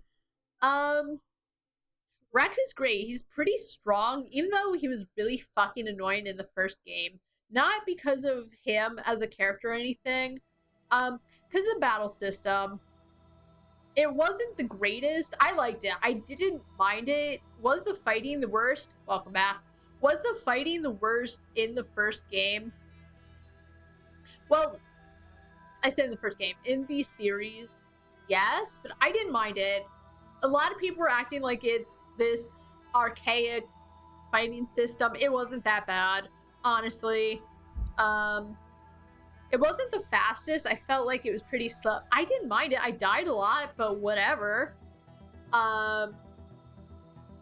Yeah, just like Garrus, Rex, honestly, the AI was abysmal in Mass Effect 1. I know you can tell your teammates to do something, but honestly, I don't think your AI should be shit if you decide not to do something. Because when you're in the middle of battle, for me anyway, I'm too busy fighting and trying not to die to, like,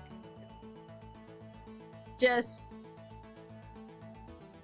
you know, to just always be telling him what to do. But that's the worst part of Rex. I somehow was so good and nice to Rex, and I got my charm up so high. He was fine through the whole game. Nothing bad happened. He lived throughout the whole series because I'm a god gamer. Rex is pretty great. He's very unforgettable. He's well loved for very good reason, in my opinion. You know what? I'd die for him. I'll say it.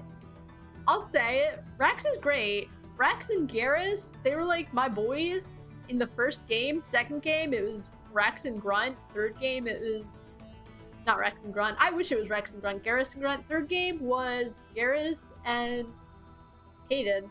Was it Kaidan?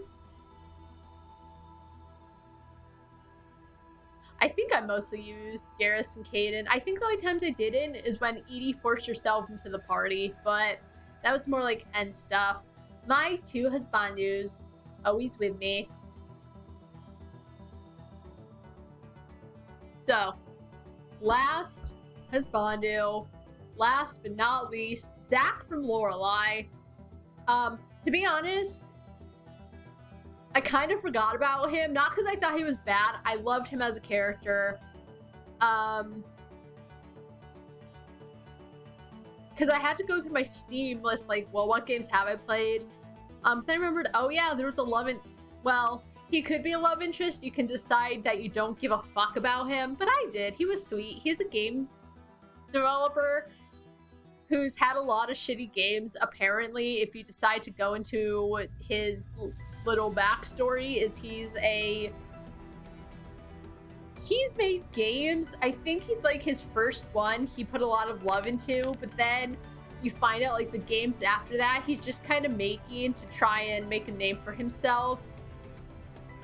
He's big into games. He plays video games. He plays them with Lorelai, and when she needs him, he is there because he loves her. He saw her.